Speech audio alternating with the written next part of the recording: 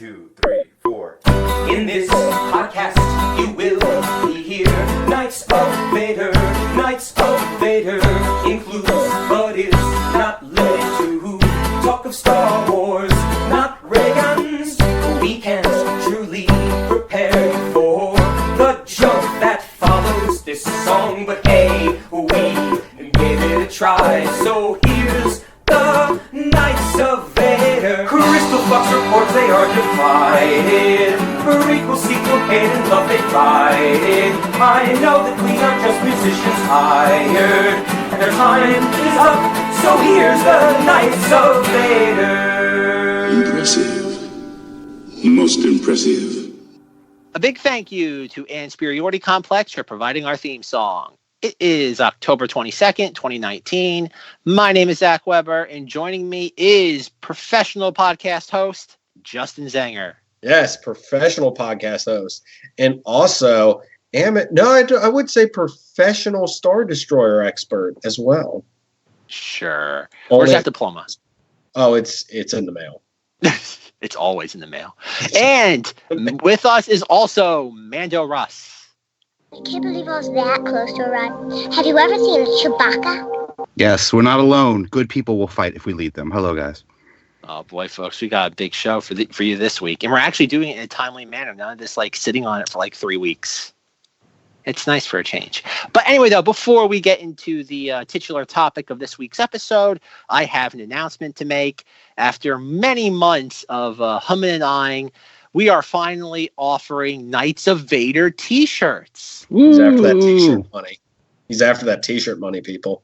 Oh, that's sweet. It's pretty sweet. Get your hands on it. I got to say that this, unlike the mugs, there might be a minuscule profit. Before there was no profit. Now there'll be a minuscule profit. Maybe enough to buy Zenger a bang or two once a month.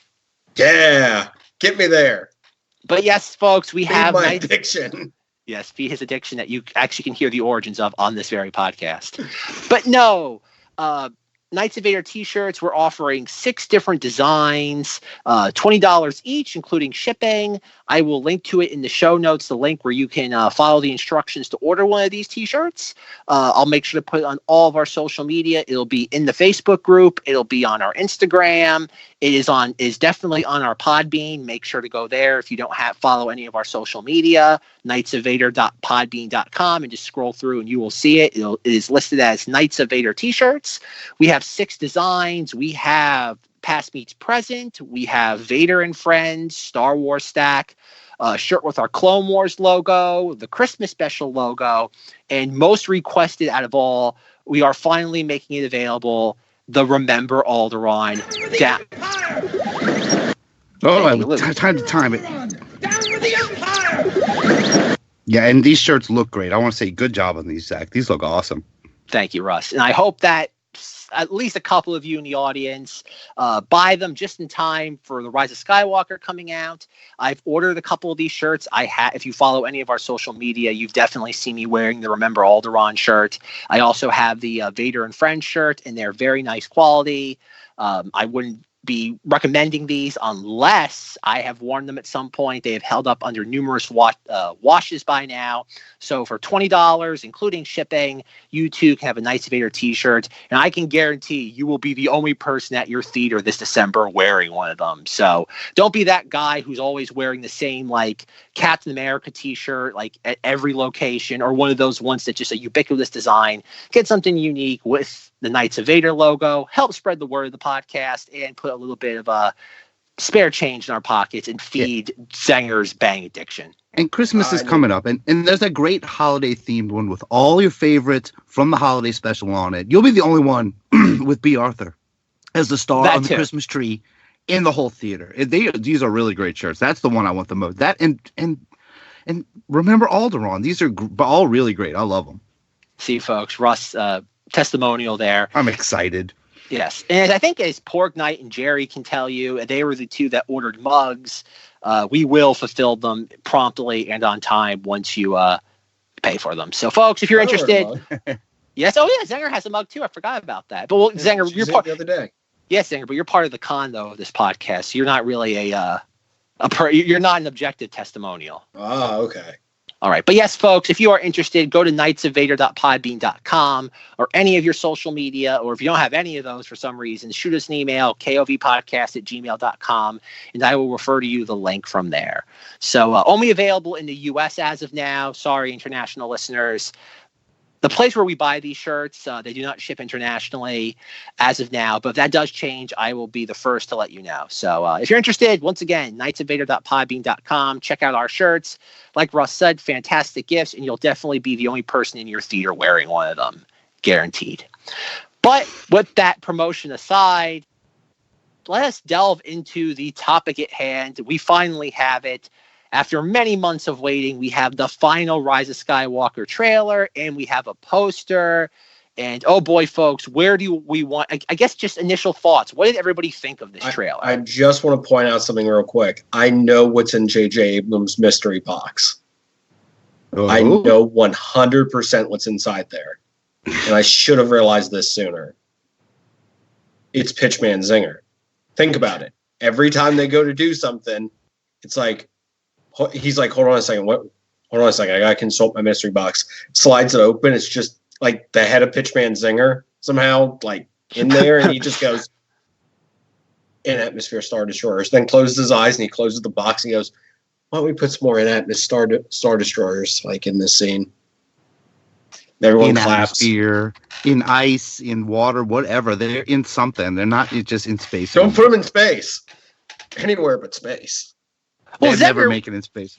Well, Zenger, we have a weird thing because it seems like they're on like an ice like glacier that just hovers in the middle of space.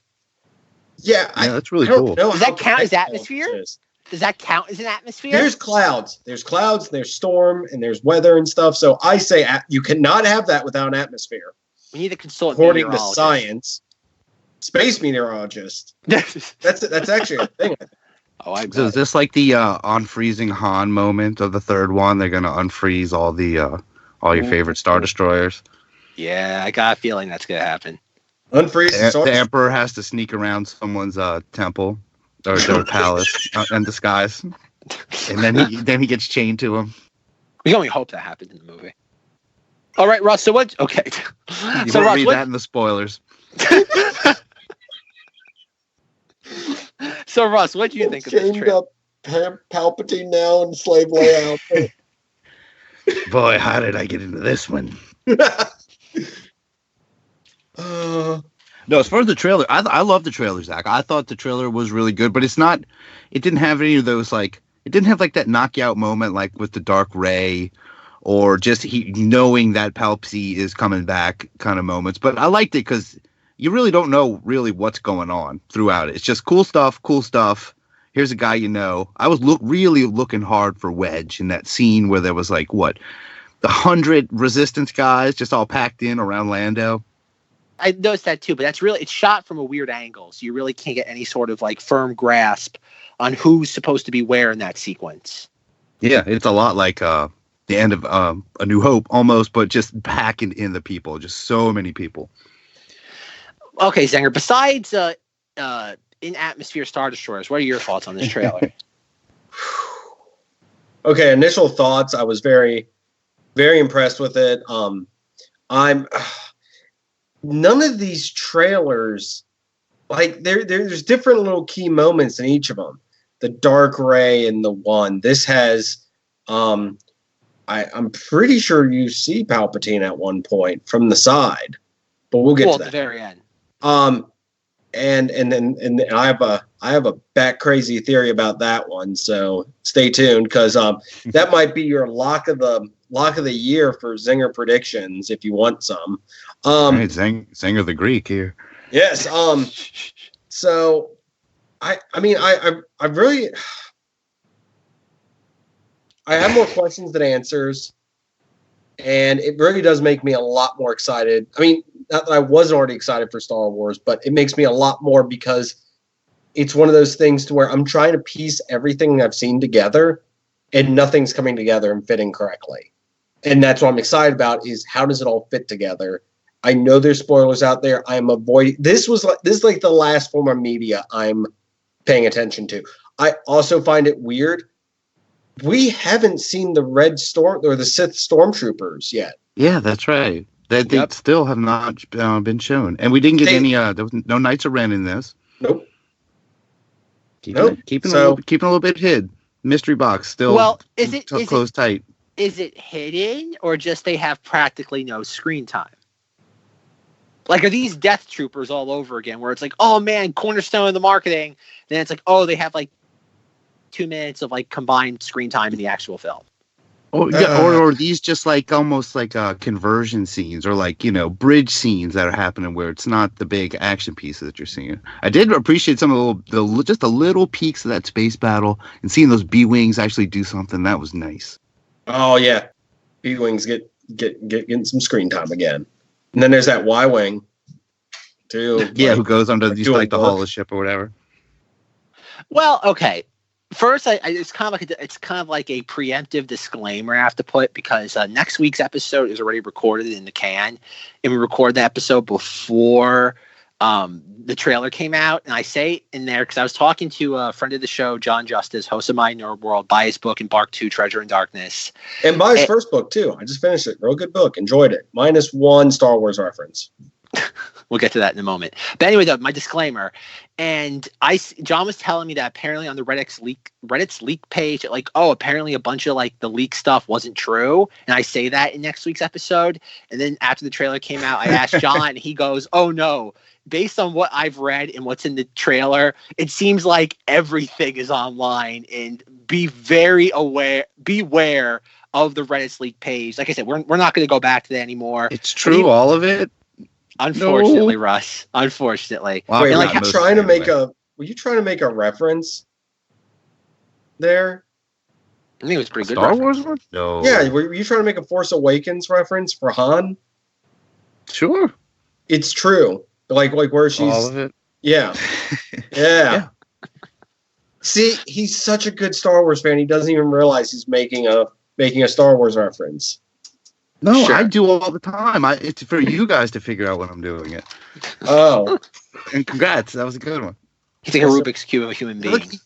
I mean, it's good, Zenger. That's just like it's an instinct, a feeling. God dang it. For us together. Oh. But no, so just want to give that disclaimer that kind of like what Russ and I were talking about before we started recording. We're like, oh man, we really shouldn't have like delved into the Reddit's leak page as much as we did a couple of months ago. Yeah. Don't go back and listen to those episodes. Do it later. You're gonna give us trailers earlier or something, it's something. You get desperate for this stuff. Yes. Now we're gonna have that scene from The Simpsons. It's like, here's all the Star Wars you'll ever want for the next year. Yeah. But my thoughts on the trailer, I thought it was great. I did. John Justice also asked me to do a thing on the Blaster app where I think I shared it in the Facebook group. So I think a couple of you have heard it already, where I said that kind of gave my initial thoughts on it. Usually the last trailer when it comes to the sequel trilogy, not talking Rogue One or Solo, has always been kind of like the seal the deal trailer. It doesn't really do anything. Nothing really jumps in the final trailer. Like I can't even tell you that what the last Jedi trailer involved. I have no memory of that whatsoever. The last Force Awakens trailer is kind of just there. There's nothing really. My humble opinion, there's really no substance there. But this trailer did feel like they were still trying to sell the film. This feels like a trailer that's trying to hook the audience still. I think it's so weird that they're really not giving away any plot points. I know I've said in the past that they're going to follow the Avengers Endgame model of just being like, okay, we're going to give you the least amount of spoilery imagery and just like the barest of like what the plot should be. And even like considering how like thin those Endgame trailers were, they still had like the plot line of like whatever it takes to get everybody back. So at least you have an idea of what the plot is, even if it's basically summed up in like a sentence. With this, I have barring leaks and rumors, I have no idea, like Zenger was saying, what the plot of this thing's going to be. Other than just like stuff, Death Star, Star Destroyers, Palpatine, Kylo Ren, Rey, Resistance, riding horses on a Star Destroyer that's rising from the ground. Hey, one of our questions was answered. How the heck did they get out to that Death Star? And we see a boat. Yeah, it's like a little like a dinghy thing or something. Yeah. Yeah, it's like a motor, like a water speeder. Yeah, that's neat. I'm surprised. Where's the toy for that, Lucasfilm? Give it time. Yeah. Shut up and take my $34.99 already. It looks like kind of like an old pod racer too, or actually kind of like those janky things on Crate. Oh, really? I was thinking more like the almost like I guess it's just a speeder. Like, why is there a reason why like a normal speeder couldn't work on water? Like, we've never seen that before, right? Yeah, it's like a duck. You know, it can go on land, go on there. Why not? That's an interesting question. What's a duck? Oh man, it's getting out of hand, folks. Now there are two of them. I have two people that sit around this podcast make jokes for no reason. Okay, so like, how do you want to do it? Do we want to go through the trailer shot by shot? Do we just want to talk about general impressions? How do you want to do this? Well, it was nice seeing what's his face from Lost. That's his name, General Impressions. He was they had that one scene of Rose and him behind her, right? Is that the first time we seen him on film? Yeah, Dominic Monaghan. General Impressions. That's a pretty cool name. Oh, I hope he gets a figure. I'm sorry, I will stop right now. But yeah, however you want to go through it. If you want to go through from the beginning, however you want to do it, I'm game. You want me to rip my dumb Band-Aid off now instead of saving it for later? No.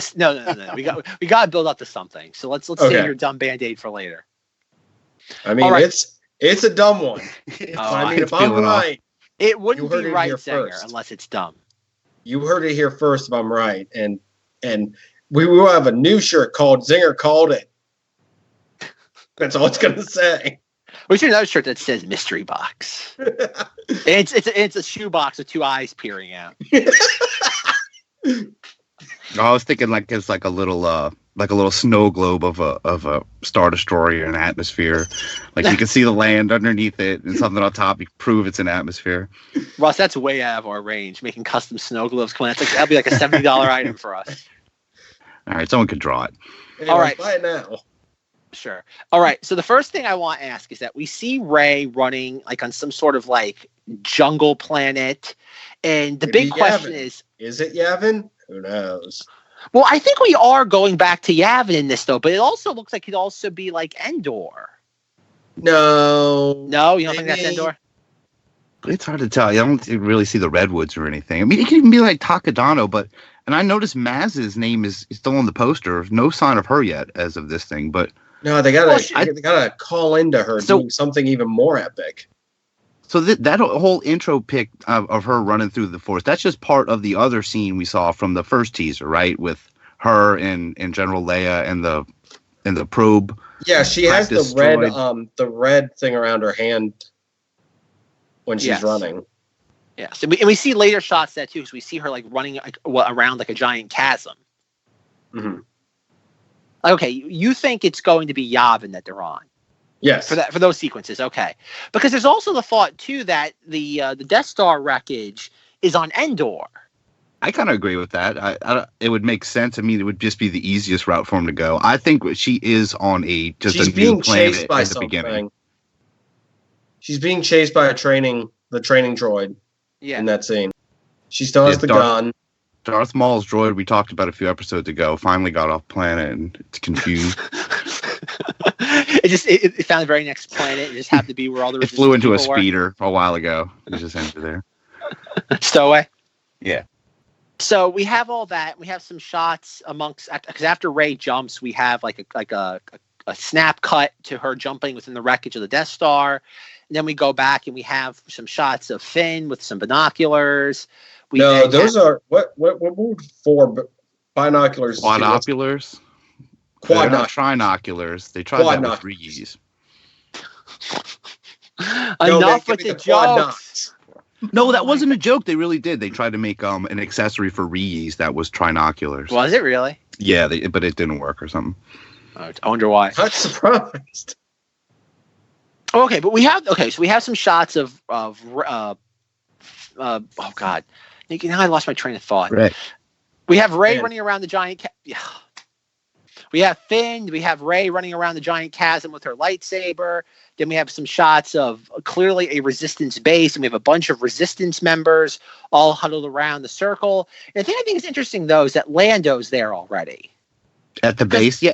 That seems. I think that's intercut. That seems like maybe it's to be a later scene. Is this movie about building up people to fight?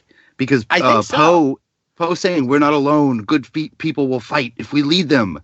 So Poe's the one. Like it looks like everyone's sitting around Lando, but Lando's looking and he's looking at Poe, and you can see Poe on the other side of the ladder of what looks like the Tantive.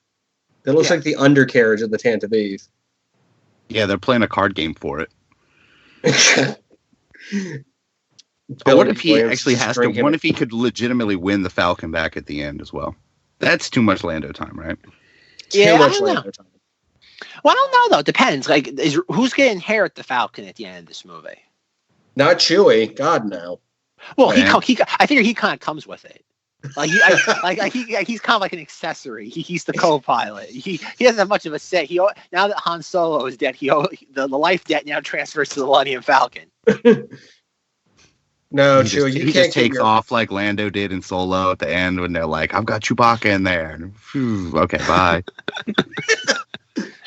That's mine. No.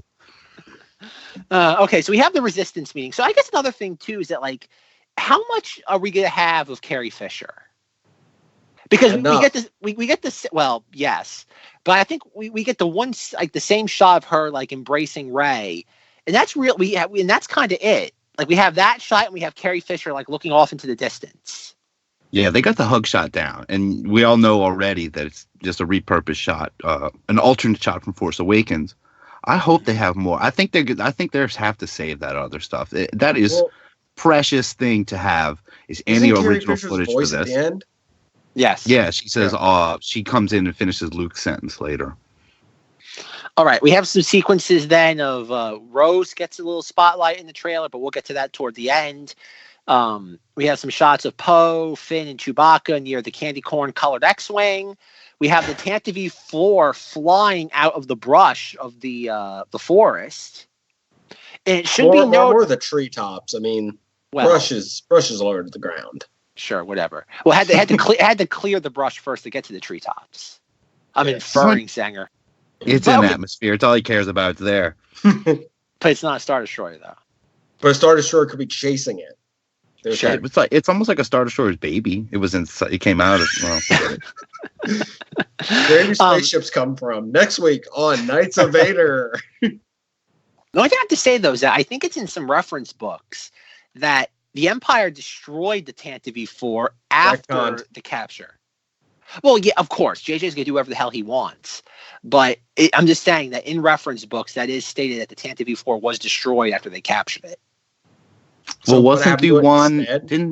Didn't Jimmy Smits have a different one, though, in Episode 3? Could it be that one? It's supposed to be the... Well, okay, it's a... Whatever, it's a certain sort of, like, Corvette. So there's dozens of them. Blockade Runner. Sure. Corellian Corvette thing, yeah.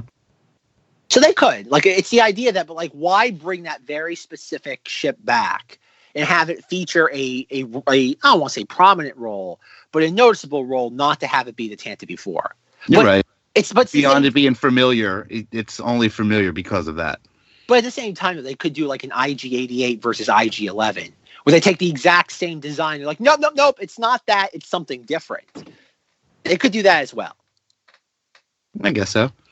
All right. So after anything about that, or please stop me if I'm moving too fast. No, it's fine. I'm watching it at 1/4 the speed, and good. You're still talking fast. It's still going faster than we're talking about it.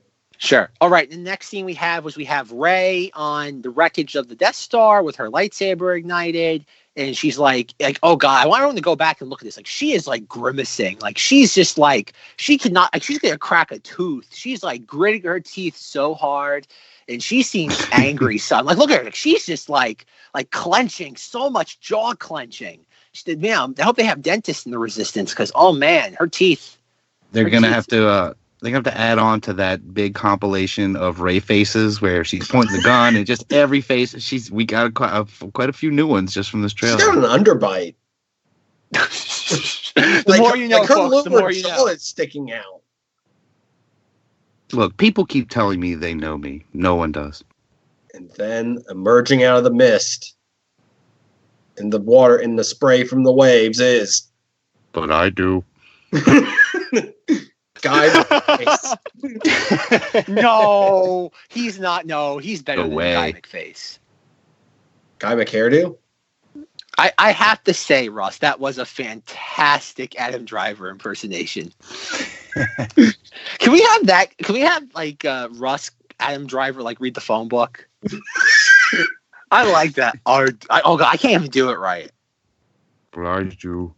No, you're forcing. That was not as good. You're forcing it that time. It's got to be more like impromptu. It's too sad. It's too sad. Yeah. Later on in the trailer, we have a shot with Kylo Ren and Rey in the throne room on the Death Star. Is that before or after this shot of them fighting, you think? Hold on, let me get to it. Yeah, what do they do? They fight because we know they fight up top there from the other one already. It's on the poster. It's on the illustrated poster. We know they fight there, but yeah, they seem to not be fighting down there. Does it start down there and then they start fighting? Yeah, I don't know, because I'm trying to get, it's more of a distant shot, but it looks like when they're both on the in the throne room, his hair isn't as wet. So maybe. So I'm thinking something must happen in the throne room, and then she goes to confront him. Like we see, like she looks much angrier in that sequence than he does, and he's the one known for having temper tantrums. And, just semi-related, but I do like it's poetry, it rhymes thing of the big Anakin Obi-Wan fight. They're just surrounded by lava on very similar kind of beams, and this they're surrounded by water. I just think I like that effect. Yeah, it's cool. That mirroring they're doing with this. Yeah, and you think about it, like after a while, you start to run out of ideas, like where to have like fights in Star Wars, and we haven't gotten outside of, I guess, just Camino with Jango Fett. And that was like a duel. That was more of a fight in the rain, if anything. Well, that's what I mean, though. It's not like Russ says. It's where you have lava kind of crashing down. Here you have the opposite of that. No, I think it's cool. I think it's neat. It's something we haven't seen before. It's I'll take it. Yeah, less dangerous though, but still really cool looking. Yeah, you can still get swept away, I guess. I'm waterlogged, Ray. Oh, too much water, Ray. I can't do him now. Forget it. You put too much pressure on him. I'm sorry, Russ. It's fine. All right, so the next shot we have after that, we have this is one of the more interesting parts. We have a bunch of TIE fighters flying toward the glacier planet? Or what are we going to call this? Glacier Station? Island? The Glacier Station. All right, there. And it's one of those shots where it's like the big impressive shot of Return of the Jedi, where the TIE fighters are coming in and they just keep coming and coming. And you've never seen like that many ships coming at once. And it's doing that same effect where you see them all flying towards it and then they just keep going like waves and waves of them. I like that. I like when they do that. Those are all First Order too. They're not the other ones that we see later in the trailer. No, they're not the like TIE the little daggers. arrowhead things? Yeah. Yeah, they're not TIE daggers. The only thing, though, do we think this is the same snow planet that we've seen in the first trailer, Kijimi? Is this the same planet? No. Or is this something different? This doesn't look like a planet at all. That's Kijimi, right, where he does that move. I'm like, maybe it is. Maybe there is a surface on there. That'd be pretty interesting. Well, because in the very next shot after the TIE fighters is that we have the new Palpy throne, and it's clearly the same locale because you have the same like color palette of like the light, like icy blue. And there's also that lightning and stuff that's there for when the Star Destroyers are doing their thing. That is definitely the hue of this film. They're coming off of the red of Last Jedi. Is there a chair in front of? Looks like there's a headrest down near the feet. Like the base of the chair. He's got to put his feet up, Zenger. He's like no. It would be like another like there's a like this is the throne behind another seat in front of him for I guess his apprentice. Where do you see that? If you look at the very bottom on the camera, on the right side, like right there on the bottom, right below where his right foot would be. Well, okay, that's possible. All right, that's possible. Put his drink there. It could just be part of like a stone or something. This thing looks ominously weird and very not Star Wars, not Emperor to an extent. Well, it looks very old. It's not. It's the same chair design that he's had though since episode 1, and I've seen people posted and noted that it is almost identical to that Ralph McQuarrie concept art for Return of the Jedi. To me, it almost has like a Beetlejuice quality to it. Like it looks like her something she would have carved or something that would be in Beetlejuice. No one do it. No one do it. Can't say it one more time, Russ. If you say it one more time, you'll show up. Well, were you talking about if I... oh, God. You don't say it, Russ. We have to go the rest of the episode now and not say that word. Jeez, Russ. You're going to sit there and bring him in here. We don't have to say that. All right. So the thing about the kind of, not that it bothers me with the throne chair, like, 'cause it's a cool design, but like no, it's not very comfy. It's not very ergonomic. But the thing though is that like, why they feel so compelled to just delve into like rejected ideas from the 70s and 80s so much. God forbid you come up with a new idea. I mean, wait, what? That's what I mean though, is that like, there's a reason why all these ideas were rejected like almost 40 years ago. Now, I did have that same thought today about how, we love Ralph McQuarrie stuff and how Zeb is basically based off of the early editions of Chewbacca. And they've kind of taken almost everything that McQuarrie did in the early days and they've put it into Rebels or Resistance and into these films too. But I had that realization today where I was like, there's not infinity great McQuarries. Like things did start getting, George Lucas is like, this is all the stuff I rejected. Like imagine how many alien designs he rejected for Return of the Jedi. Like things like that, where things did get rejected because he's like, not Star Wars. And he just moved on from it. Yeah. I don't know why. Like, I remember complaining about that a couple of years ago and people just like, they defend it. They're like, it's perfect Star Wars. It's like, no, it was rejected Star Wars. Like this shouldn't be in the movie. Right. But yeah, I don't know. People, I guess it's cheaper. And I guess it's like people can't complain that it's not Star Wars. It's safer. Yeah. Unfortunately. It's safe. It's cool. It's a cool design. It is cool. Yeah, I'm not going to argue on an aesthetic level whether it's good or not, though. But it's just the notion that, like, oh, this is like in the rejection bin. But whatever, it's their thing. They can do whatever they want with it. But then after that shot, though, I'm going to let Zenger describe it. But I imagine this is his money shot, right? No, I mean it's close. It's part of the build up. I mean that chair, by the way, is part of the build up too. But because I mean that I don't know that or the throne from Game of Thrones. It is a bit reminiscent of that. No, I'm saying which one would you prefer? Nothing? Nobody? All right. I don't watch Game of Thrones. Moving on. So got a Star Destroyer coming out of what looks like ice with lightning striking around it, and it's just and of course has to be an atmosphere because I mean, why not? But this is I think the lead up to all those Star Destroyers later. I will say I didn't notice the lightning thing. I've watched it quite a few times, and maybe I'm just concentrating. Oh no, there is lightning everywhere in any Star Destroyer scene. So is this just like pumped up Palpy power that is doing this, or he's gonna blow some kind of Palpy power plant? I don't know. Well, this is the kind of thing though. Before we kind of like delve into like what's going on in the sequence, I do want to kind of bring up that when I was watching this, like when it was on live on Monday Night Football, my jaw genuinely dropped at that moment because I talked about it in the Blaster app thing I did, but there's this movie. I'm not sure if a lot of people have seen it. It's called Raise the Titanic. It's based on a Clive Cussler novel. You can find it. I think the whole movie's on YouTube. It's not hard to come by, but it's a rather boring movie. But there's one fantastic sequence in it where they genuinely raise the Titanic from like the depths of the Atlantic Ocean, and it's a fantastic sequence. It's probably one of my favorite movie moments of all time, and it looks just like this, the Star Destroyer kind of like perforating the ice as it like rises, and it's great. Like this is the sort of stuff that like when I complain about JJ a lot and I'm like, oh, everything he does is derivative and getting tired and been there, done that. This is the sort of imagery I want. I want things I would never think of seeing in Star Wars. And not to say that this shot alone sold me on the movie. I was sold on this obviously a long time ago. But no, this sort of imagery is just like, it's fantastic. This is the sort of stuff we need more of in Star Wars. Not like no more like X-Wings. Like again, X-Wings and TIE fighters are fine, but do creative things with them in the film. And this is a prime example of that. I liked it a lot too. Yeah, I was equally blown away. I was blown away just as soon as I saw that, just because it's so unique to Star Wars. The Glace Station, that's just something I didn't think I would ever see, or didn't think I wanted to see in Star Wars. But it looks great.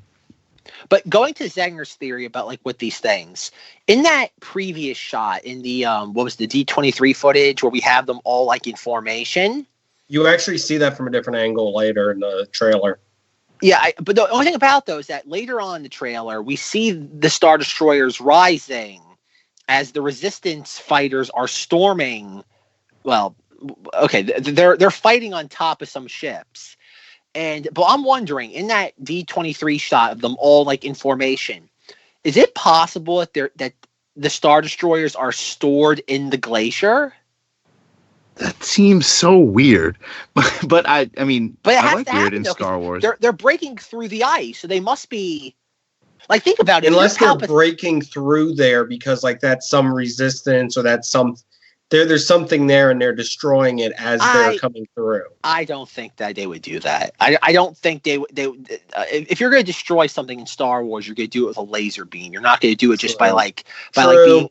What they called? What's the ships called? The icebreakers that sit there. They're up like at the polar caps that sit there just kind of like break through the ice. Yeah, I think that's what it is. I think I think the Sith fleet armada, whatever they're called, I think they're stored in the ice.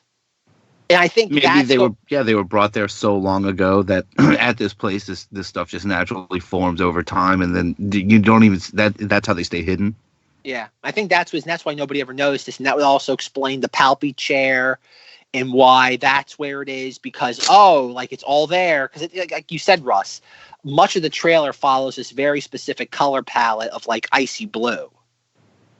Yeah, it's almost complete opposite of not only Last Jedi but of Revenge of the Sith. Yeah, and Force Awakens too. Force Awakens had a very like what? And they got that yellowish kind of gold almost going on. Very and the Star Wars logo at the end is blue. Yeah. Oh yeah. Clearly they have a color palette in mind for this. Yeah, they went yellow, red, blue. Yep. One thing I do want to point out though is that if you have all three the teaser posters for the sequel trilogy, Force Awakens, Last Jedi, and Rise of Skywalker. No, what happens is the teaser poster just has like the logo and like you were saying the color. Each of those, like the Force Awakens and Last Jedi, whatever you want to call it, the Star Wars logo with the title in the middle is like centered in the same way, but the Rise of Skywalker one is like 2 inches higher than the other two. Only somebody who is staring at them currently would notice that. It's a mildly infuriating thing because this poster almost. I love the new poster also, by the way, and it does kind of mirror the Force Awakens poster, and it's a nice balance having the Last Jedi with that. I guess I'm thinking of the teaser one, the more symmetrical one where it's Rey with the lightsaber extended. Oh, no, I wasn't even referring to that one. Well, if you look at the final poster for The Last Jedi, Rey has almost the exact same pose as she does on that as she does on the new poster. Yeah. I don't know. Rey apparently can only do like one stance any of the marketing, but she got a great side profile. Good. All right. Anything else about that Star Destroyer? Or can we move on to the? There's more later, so I'm not worried. All right. So the next shot we have is the armada of Resistance ships. Not as interesting. Sorry, I already showed my hand. All right. As Zenger has made abundantly clear. Oh boy, this is the cameo shot of the entire trailer. Apparently, people have seen everything. We have, like, obviously the big headline being that you can see the ghost on the right of the Falcon. That's been discussed to death already. But you can see some Hammerhead Corvettes. You can allegedly in the background. Oh wait, you can see. No, we're talking about the scene where the Falcon pops into scene, right? And you've got the entire armada behind it. Is this the scene you're talking about? Yes. Okay, this scene was kind of a mess before you get into it, because as soon as it dropped, there's just too much. You can't. You do have to sit and pause. Corvette. I couldn't focus on anything. There is a Corvette. I think that's the point. The ship that Han had, to where they captured the Falcon, Yeah, that's there. It looks like there's one of those. Oh, it Balatik also showed looks up? like Radiss's ship is in the background too. Yep. A Mon Calamari ship that's there. There's a few calamari ships floating around in there. Well, if you look, apparently somebody was saying that I forget where exactly you have to look, but you can actually see a droid control ship too. A droid control ship? Yeah, from like the Phantom Menace. Sure. Yeah, that's in there. All right, I'm gonna hold on. I think the droid. I'm poo-pooing that. Well, I know we're probably gonna get. I'll save it. I say poo-poo. To the droid control ship. Oh. Okay, there is a ship at the very bottom on like one of the last few frames. Mm-hmm. That just looks like it for a second. Because I was about to be like, I stand corrected, but no, it just looks like it for a split second. There's also some Resistance bombers in there. So here's the thing: where's the Outrider? Why couldn't It's probably in Zenger. There's like 300 ships in here. It's probably in there. It's one shot. I want it. What about Mando's ship? What's it called again? Razor Crest. Razor Crest. That's probably in there too. They're all in there. I would imagine that even the Colossus from Resistance is probably in there at some point. It's gonna be like Avengers Endgame, where they claim like Richard Rider, Nova's in there. They're claiming like all these different characters are in the background. It's like 3 pixels. With making different ships, so we just kind of there's a I'm not doing a particular voice, by the way. There's actually one of the ships from Star Trek in there. If you look hard enough, flies directly in front of the screen during the movie. That's a Klingon Death Rider. Exactly. Why not? Why don't we just throw that in there too? Rewinding real quick. Don't get me wrong. That is a really impressive and super cool shot. With the Falcon coming up and I guess leading the charge. I can see Chewbacca, but I think Rey's the co-pilot. It's hard to tell. Yeah, you can't tell. It's hard. It's really hard. People, I heard one person say it's Lando. I mean, it wouldn't surprise me. That seemed like it would make more sense for the time, just because. I mean, I don't know what to compare this to, though. Is this like going to be mirroring Return of the Jedi so much to where our Jedi character is already off doing the bigger business, and our Landos and friends are running the battle? Oh yeah, what's going to happen is you're going to have. It's going to be like it's going to be just like Jedi. You're going to have Rey with Kylo Ren and Palpatine. You're going to have Finn and Jannah doing the Han Solo Leia thing on the bunker on Endor. And you're going to have Poe and friends in the space battle. And what, Lando and Chewie? With Lando. Well, Ninub should be with him. Why is Chewbacca in there? He's going to be mad. He brings up a good point. See, flying his own X-Wing. He's got his own ship now. Remember in Force Awakens, he's during the Starkiller base battle. Oh, yeah. He gets that great walking scene where it's just real dramatic when they're playing the music. I love Nino. I'm glad they've kept him around. Of all the characters, it's great to see him. Maybe Pruneface will be there too. But yeah, no. Going back to your point about the end, I think that's what it's going to be. You're going to have your, you're going to have the 3-way split of an ending. It's going to be kind of like what happened, it's the same thing they did with the original trilogy. Like A New Hope has one ending, Empire has 2 endings. You have Luke with Vader, and then you have Leia, Chewbacca, and Lando. Yeah. And then Jedi, you have the 3-way split. I think it's going to be the same thing again, where Last Jedi has the Rey and the Resistance people, and you have Luke Skywalker. I think they're going to do the same thing, a 1, 2, 3, where everything kind of or technically Force Awakens has 2, because you have the attack on Starkiller Base and you have the Rey Kylo Ren duel. Yeah, it was more Episode 1 almost. Yeah. But yeah, that's what I think it's going to be. It's going to be very similar to that in the sense of how you're going to have all this stuff kind of unfold. But I think until you get to that point, it's going to be very hard to figure out where the movie's going. Because I do think the movie, my guess is, maybe we'll get to this toward the end, but I do think that the movie's going to begin with them on whatever the Force planet is. Because I think JJ has said that the Force planet is very early on in the film.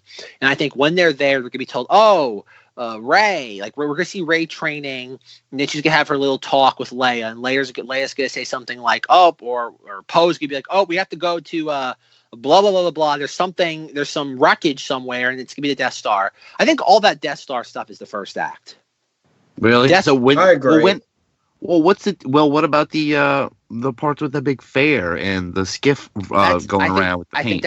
I think that's second act. That's the same. Is that the same? Well, could that in the Death Star planet be the same? No, they're going to go to the second place, and then that's when they get chased by the Knights of Ren and in the TIE Enforcer fighter. Yeah, I don't even know where that TIE thing would, because look at what we just watched in the trailer, where we have Rey on the wreckage of the Death Star outside, and she's like clenching her jaw, and she's waiting for Kylo Ren. That is almost the exact same thing as her waiting for the TIE fighter. It's the exact same thing. We have her anticipating Kylo Ren. It's like on a thematic level, in like a visual storytelling level, it's the exact same shot. It's Rey anticipating him. Yeah, so what's this going to be like? They're constantly together, but they just have to keep bumping into each other to fight. Well, that's why I wonder. It's like, okay, I'm spitballing here, folks. You have them. They encounter them. They encounter each other for the first time since the events of The Last Jedi on the ruins of the Death Star. Something happens in Palpy's throne room. They start to fight. Something happens where obviously they have to. They repel each other. They end up somewhere else. They both then end up on Pisana, which is the desert planet. And then we have the battle, because I don't know if I posted it in the Facebook group. I don't think it made it in there. But for a kitty birthday party I'm going to in a couple of weeks, I bought some Star Wars books, and one of them was the little, like those, what's it called, the golden books. Golden books, yeah. I got it had spoilers in it. Kind of. Well, not really, but it had. It's called "We Are the Resistance," and one of the images is of Chewbacca and Rey on one of those skiffs on the desert planet that we've seen C-3PO, Finn, and Poe on. So I think something's happening there too, where after she has her encounter with Kylo Ren on the Death Star, there's another encounter with him on Pisana, the jungle planet. And I think they're going to keep bumping into each other. I think Rus is onto something. I do think that something has to happen at the very end of the second act where Kylo Ren, something happens, and he has to go and help the Resistance. Something has to happen there. It would make sense. And we see them, I mean, we're going to get to later, we see him again in a different location later on in the trailer. With the helmet on. With no cracks either. No, it has cracks. I got. Oh, it does. Oh, I thought you had caught that. Oh. No, and actually watching it on this replay thing, you do see them. They're very faint and hard to see, though. To me, that was the most intriguing shot of it all. That's the only moment that I sat there and I paused and watched it, because I really wanted to see what that thing was. They cut that thing very good, where you don't know what the heck that thing is that they're destroying. She's got a dagger in her hand, possibly the dagger from Mortis. Oh man, someone listened to an episode. Zenger actually did his homework, folks. Oh man, Zenger, you get a gold star. You're up to like what, 3 now? Yeah. Hey, they did set it up. If that's what it truly is, they did put it out there. Yeah, I gotta give them credit. Okay, so we'll get to the end in a couple minutes. But the next scene is the actual, probably the only genuine scene we've seen from this movie is the C-3PO scene. Which I think is set up in a weird way, but anyways. Yeah, I actually came on ready to defend it, because I've seen a lot of talk about the fact that he references them as his friends, and everyone's like, you don't know these people, they're not your friends. Hey, look, okay, we know he knows Poe for a while already. He's been with Leia for a long time. R2-D2's probably there. Chewbacca's there. Those are his friends. Daft Punk Sam Wessel's there.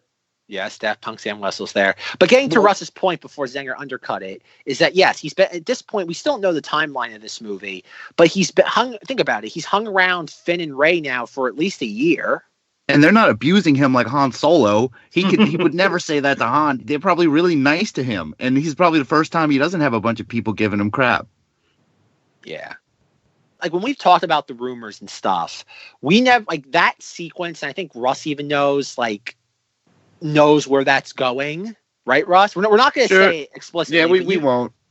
But we know where it's going. Where he's gonna have the red eyes, and then they turn him evil. Right? It is C-3PO. The true villain of this series. But like in all seriousness, though, it's that we know where the scene is going, and why was what? No, not allegedly. I'm just gonna say that for legal reasons. Sure.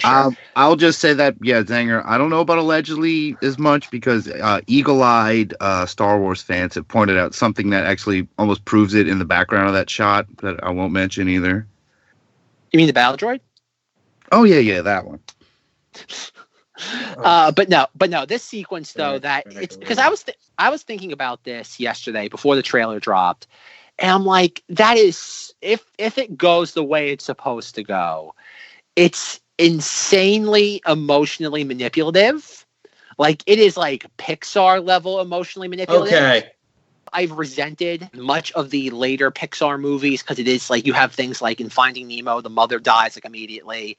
At the beginning of Up, you have the wife die immediately. And yes, I know Disney's been doing this ever since Bambi, but Guardians of the Galaxy. To a lesser extent.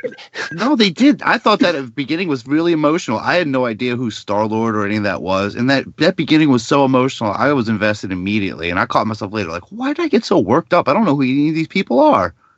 Russ, I want you to know at this point, you've made yourself such a comedian that Zenger, anytime you open your mouth, Zenger just like starts this, like his knee-jerk reaction is just to start laughing. Russ it's is like, true. I can't be genuine around him. I'm sorry. Russ is like, so someone ran over my cat the other day, and Zenger's just like pissing himself. Zenger's like, oh my God, a great Russ. He's setting up a clip. I think it ain't my cat. Watch it coming. Russ and his soundboard. But no, like I think about this, if they do this thing with C-3PO, which I'm very inclined to believe they will, it's so heart-wrenching. It's like, because C-3PO is really one of those characters. Like, think about it. He's the first line of dialogue from Star Wars. They shut off the main reactor. We're doomed. It's like that. I think about C-3PO is really our first bridge into Star Wars for most of us. And he's been this like fixed point throughout all the films, barring Solo. And the idea that if this scene unfolds the way it's supposed to, that's really going to be a genuine like tearjerker scene. And like, again, I'm not someone who gets emotional at movies often. I'm not. But as I've watched this trailer now like a dozen plus times since last night, I was really like, I was feeling it. Like, and this is where the JJ level schmaltz is going to pay off like tenfold, because he knows how to do that sort of thing perfectly. Like the idea of this happening, like JJ's going to absolutely hit that out of the park. And it's like, I remember, like, and Zenger probably can attest to this, that in Deathly Hallows Part 2, when I saw that opening day, and when Snape is killed by the snake, and like there was girls crying like in the theater, and I'm like, this, like, I get like the character of Snape dying in the books being a really like sad thing, but in the movie, it's just a snake like headbutting him for like 15 seconds. It's like, this isn't emotional. It's weird and kind of off-putting when you really think about it. Like, there's nothing emotional about a snake just, like, snapping at someone's head from, like, the snake's point of view. Like, that's not sad. It's only sad because you've read the books and it's, played out better there. But this is, oh, my God, the idea of C-3PO, insert spoiler here, and having to watch that on screen as he says from his line in the trailer. Oh, my God, that's going to be so difficult to watch. Like, and I don't mean that in a bad way. I don't think it's going to go. I don't think it's going to go down the way that it's set up. It looks like whatever is about to happen to 3PO. We don't have to mention. I mean, I don't even know if we know if that's correct.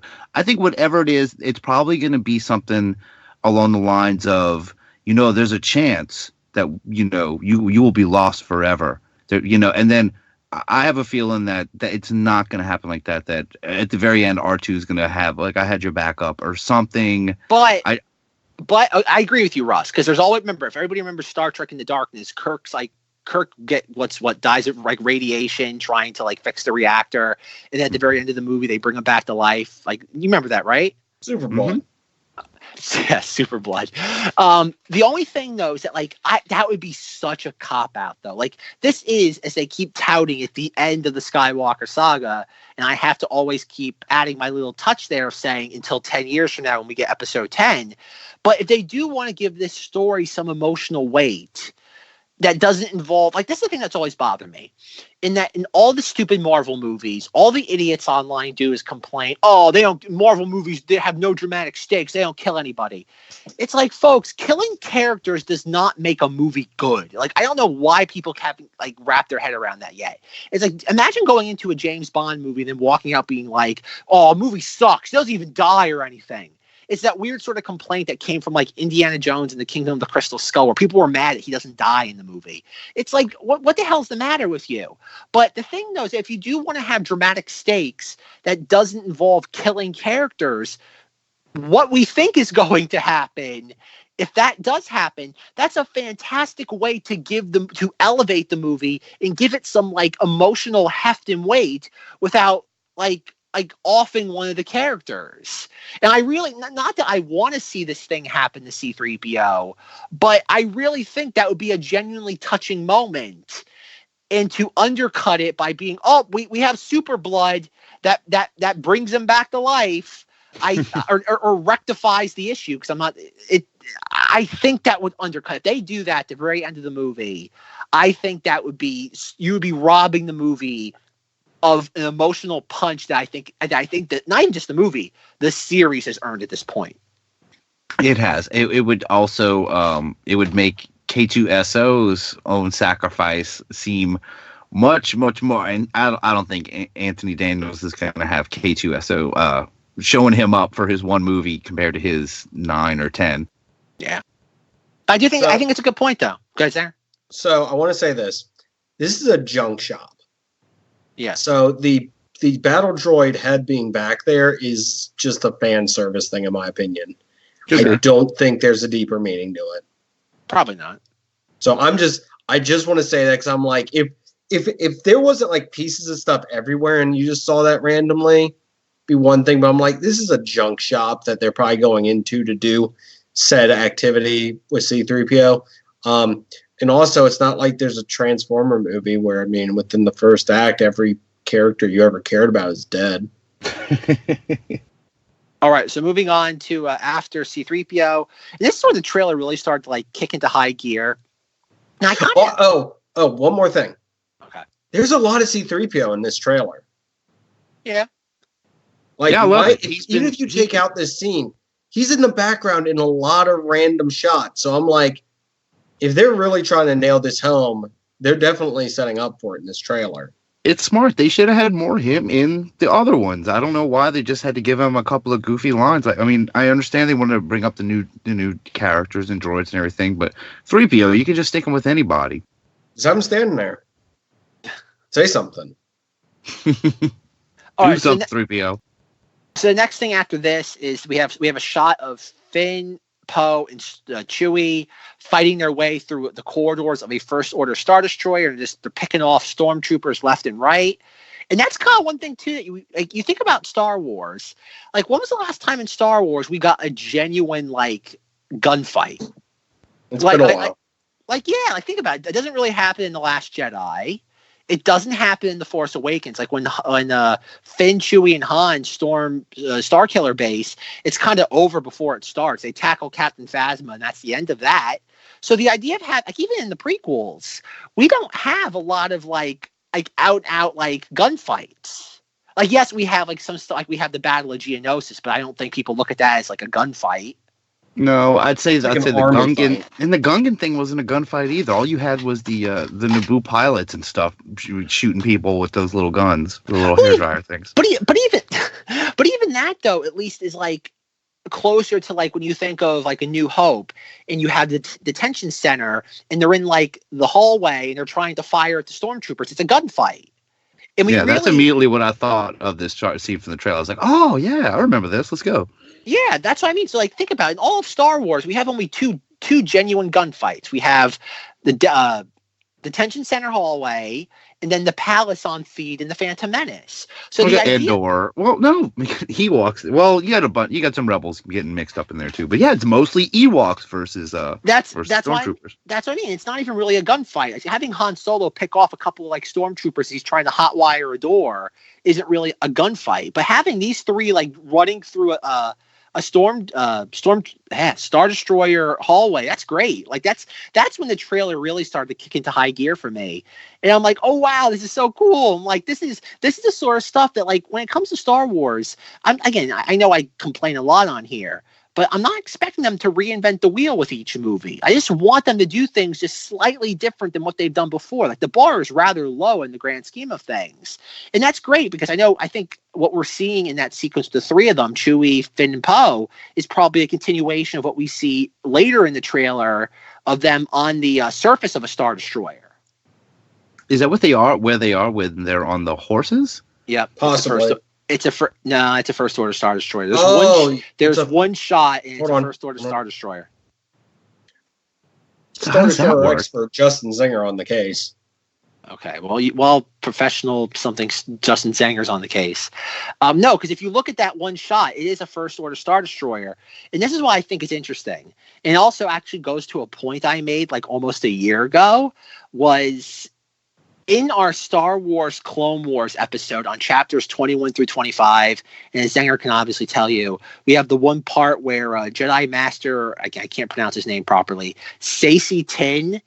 Remember, Zenger, he goes on. The one where his ship's disabled, and he goes, "Let me get a new one." They jump out onto another ship. They commandeer a separatist ship. Hell yeah. I'm pretty sure in that recording, maybe if I have time, I'll go back and find it, because it's like a 3-hour long episode. I actually say in that episode, imagine if we actually got something half as clever as that in The Rise of Skywalker, or at the time, episode 9. So I'm going to take credit for guessing this right almost a year in advance. Seems to be first order in look. Well, okay, Zenger. Okay, think practically for a second. Okay. You look. There's two different angles of it. It looks more first ordery than Imperial Star Destroyer, and then combine that with the next shot of we have Finn, Poe, and Chewbacca storming the hallways of it. Like, come on! I think it's pretty obvious that they're trying to commandeer it, right? Oh, I'm so confused. Unless, what is the plan? Yes, it is a first order, because you can see the bridge, and they're running towards the bridge, and you can see that weird, like, cube-shaped, disgusting pod thing on top, instead of the perfectly spherical Epcot-looking ones that we get on the true Star Destroyers. Yes. Yeah, there's a ride in there. That's cool. But the thing I want to bring up, though, like going to that sequence of seeing them ride. Okay, this is one thing I want to bring up too. We have Finn, Jannah, and we have BB-8 in a gaggle of other Resistance peoples riding Orbaks on the surface of a first order Star Destroyer. As it's, I don't know if it's rising, because in the background we see the Imperial Star Destroyers rising, and goddamn, if that's not one of the coolest Star Wars things ever, riding space horses on the surface of one Star Destroyer. Well, who knows? Let's just say, for the sake of argument, trying to commandeer it to fight off other Star Destroyers. Like, that's like some ambitious, like, considering that The Force Awakens is such a derivative film, this is really neat. Like, that's so cool. And while this is all going on, because I forget whose video I was watching. It might have been Star Wars Explained. And he's like, oh, why is BB-8 there? Why isn't BB-8 with Poe? And you realize, if you look at some of the promotional images of the candy corn colored X-Wing, we see R2 in the back of it. So it looks like R2 will be flying with Poe during the space battle of the third act. And BB-8 will be trying to help Finn, Chewbacca, and them with the commandeering. Oh, wait. Okay, I might have poked a hole in my own theory. No, is it Poe himself? Ship? Okay, one at a time, please. That was in Poe running inside the ship as well. So, he's not in his X-Wing. So you're right. So how? I said, why is Chewbacca not flying the Falcon? Yeah, that too. Good point. Okay, there you go. See, okay, we came at it from different angles. Oh man, see, folks, they can actually be professional when they want to be. Not everything has to be a joke with them. There is critical thinking on this podcast. So can I do my theory now? Go, Zenger. Shoot your. Was this the crazy theory? Oh no, we gotta wait. We gotta get to it. We gotta wait. I was gonna unprofessional myself real quick, but we got time. Continue. Okay. So anything else about the because we have a couple of shots of the space of the fight with the we have the Y-wing destroying the TIE dagger. We have the shot of the Star Destroyer. What do we think of all this? Like, we do have all this going on. Epic. So that is what's happening there. That Y-wing is killing one of the daggers. It just looks like it's. I thought it was just shooting at the underneath. It shoots two of the daggers down and then proceeds to fire at the cannon on the Star Destroyer. Yeah. Well, that's pretty cool. You know, it's really awesome to watch stuff at 1/4 the speed. You can see so much detail you were never meant to see. Like a squadron of Y-wings flying by in the background as they ride off epically. Yeah, like the biggest takeaway from this is that we're going to get the end battle of Rogue One times 10. Oh, that's a tall order, sir. I think that they have to do that because, like, when you think about the battle of Return of the Jedi, it's the space battle, except for Admiral Akbar in Lando, it's a rather impersonal battle. Like, you think about that. Like, you've got non-English speaking Ewoks fighting, Well, I'm not talking about the ground battle. I'm talking just about the space battle. Is that, like, you look at the Battle of Endor and you compare it to the Battle of Scarif. And again, I'm talking just about the space battle, not about anything that's happening on the planet.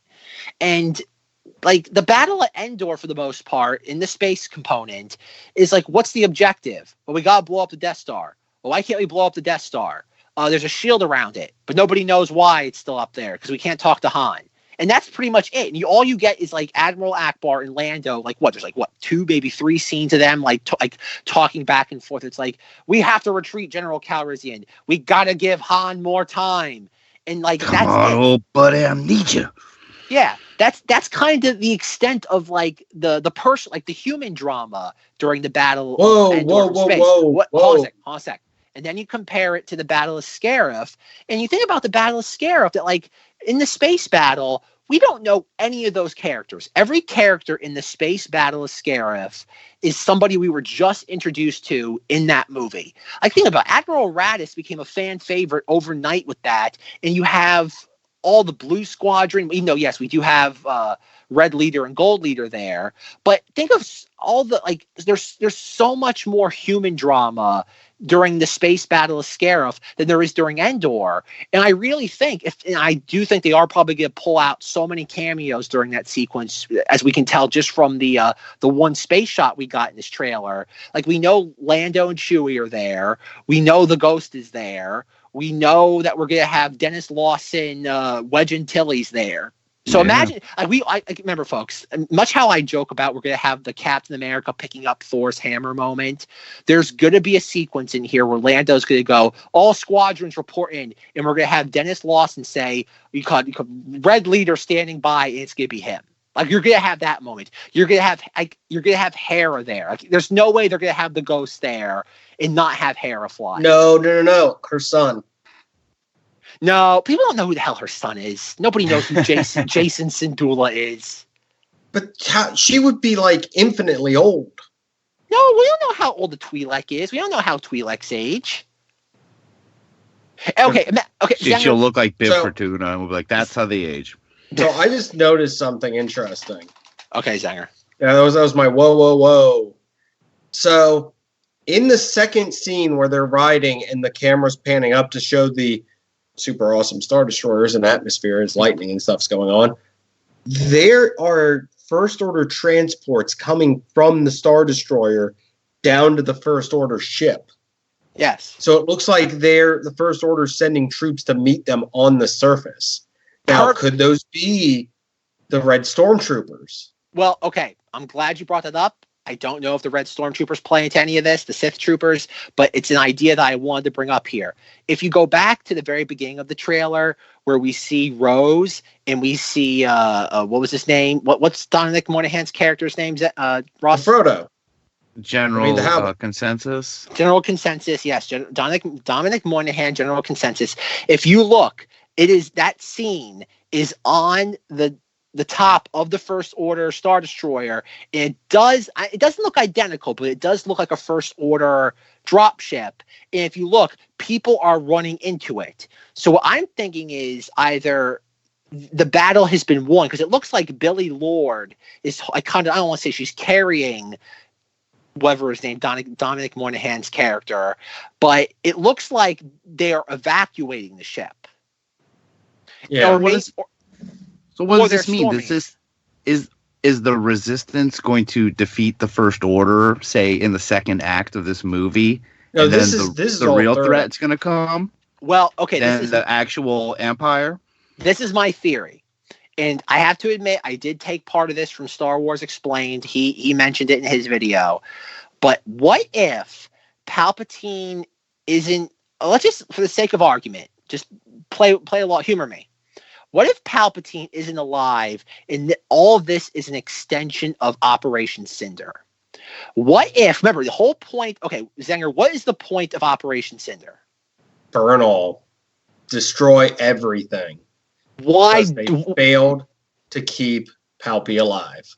So, okay. So let's say that, again, whether Palpatine's alive or not, it doesn't matter. Let's say that Palpatine, whether it is, comes back to life or just somehow gets back to his little ice glacier station, and he sees the First Order operating in his shadow and says, no, I'm going to destroy all of you. The First Order realizes, oh crap, the person who supposedly we're the extension of is now trying to destroy us. The only way to stop this is by teaming up with the Resistance, and we have the First Order and the Resistance fighting the Sith Armada. So is that battle them being together that we're seeing, or I don't know. I don't know. Blowing stormtroopers away, and those are the First Order guys. That could be earlier in the movie, though. True. We don't. Again, this movie's supposed to be 2.5 hours long, and there's a lot that can happen in the span of that time. So I don't know. Plus, it's kind of been the hallmark of all these Rise of Skywalker episodes, is that you have so many plot threads out there. It's like, how do they all connect? Because you know who's not? We haven't even seen them outside of one picture in Vanity Fair. We still haven't seen Hux or Allegiant General Pride. Where do they play into any of this? Yeah, I've noticed they are just not in this at all in this trailer, at least. It's interesting that, considering that this film is all centered around the bad guys, we have hardly seen any of the bad guys. Like, there's no Sith Troopers, there's no Knights of Ren, there's no Hux, there's no Pride, there's one fraction of a glimpse at Palpatine, and other than Kylo Ren, that's kind of it. And Kylo Ren's kind of like a weird anti-hero in this. My 6-year-old had a great reaction when he walked out of the water. He was just, whoa! I was like, all right, he's back in. He's been wearing the Force Awakens Kylo Ren costume when we pulled the costumes out. And I think he might actually wear it for Halloween. Oh, okay. Oh, but he's demanding the red helmet. Now, I'm keeping you updated. This is a 6-year-old. I mean, he's just seen the trailers and some of the stuff. But he saw the costume, wanted it, and he said, I want the red cracked helmet. I'm like, damn you, Disney marketing. Could have kept it the same. Now I have to buy a different helmet for a costume I've had for 3 years or 4 years. Can't you just paint red markings on the other helmet? Hey, there we go. It's red paint for $4. It has a voice changer. That's the thing. Oh, okay. The voice changer's different? The one he has is just like a plastic piece of crap that that's a Kylo Ren mask. I don't even think it has a back. Okay, fair enough. No, but going back to Zenger's point, though, so yes, the idea of them, it seems like, and I think I said this before, it's either going to be somebody has to team up against one faction. It's going to be the Resistance and Party X versus Y, or the Resistance and Party Y against X. I don't think the First Order probably has as many ships. And I think the whole thing, too, is I don't think Palpatine likes the idea of other people usurping his power. I think Palpatine probably wants to destroy the First Order because, like you said, Zenger, you have failed me, and I will not be stopped by anybody. I'm not going to compete with power for anyone, and that's what it's going to be. Mm-hmm. Is that kind of line up with the whole issue of the Sith not that Snoke and Kylo Ren are these dark side Force users, but they are purposely not using the Sith moniker, as if they know that the rule of two and the Sith still do exist. I mean, is the Sith itself going to play? Is he going to maybe tempt Kylo with the title? I don't know. Like, that's the weird. Like, that's another element. We have no idea what's Kylo Ren's motivation in this movie. We have no idea. Like, think about it. You go into Force Awakens, like, even like, let's say you're in the, like, let's say it's now October 22nd, 2015. You go into the Force Awakens, like, with Kylo Ren, you're like, oh, he's Darth Vader wannabe. All of his, like, motivations, like, everything you need to know about the character is right there. Darth Vader wannabe. Then you go into The Last Jedi. What's Kylo Ren's motivation in The Last Jedi? He's humiliated by a girl who's never wielded a lightsaber. Perfect. Everything you know about the character. He has to prove himself now. You go into this movie. Well, he's a supreme leader. Well, what does that mean? Well, he's in charge. Well, okay, he's in charge. So where does he go from being in charge? Like, he's already at the top. So where does he go from there? And the only logical thing you can kind of extrapolate is redemption. So it's like, but that's not even being hinted at in any of the marketing. Like, you look at, like there was one thing that leaked today that was spoiled for me, and I'm not even going to say what it is, but it points in that general direction. Of Bendemption. I'm glad you're not. Yeah, I don't want to see that. Hopefully, and the fact that you're seeing this stuff now, and we had 2 months to go. I don't like that. Like, I was one that was out there looking for spoilers. And now they're just going to start looking for us. Oh, yeah. It's people on social media aren't cool, folks. It's one of those times now that it's like, you know what? Time to start muting people in hashtags, because something will get spoiled for you because somebody's just overzealous and wants clicks and retweets, and they don't care how they get them. But I don't know. Like, it's really fascinating. Like, it's hard to figure out what everybody's like end game is character wise. It's like, think about it. Like, Leia can't have any character arc because Carrie Fisher's no longer with us. We have Force Ghost Luke that keeps narrating all these trailers that we still haven't seen. Like somebody made a point. I think it was Scott Mendelson at Forbes that said he thinks that all the character arcs for the characters, again, the protagonist, were all like wrapped up in The Last Jedi. And so The Rise of Skywalker is going to be less about the character arcs of all the main characters, both from the original and the sequel trilogy. And maybe it's more about just tying up plot threads of the series as opposed to the characters. Because we haven't even talked about how Dark Rey fits into any of this. Where does Force Ghost Luke fit into any of this? Are we going to get Force Ghost Yoda, Force Ghost Obi-Wan, Force Ghost Anakin, Force Ghost Ponda Baba's arm, Force Ghost Alderaan, Force Ghost Wampa? Where are you?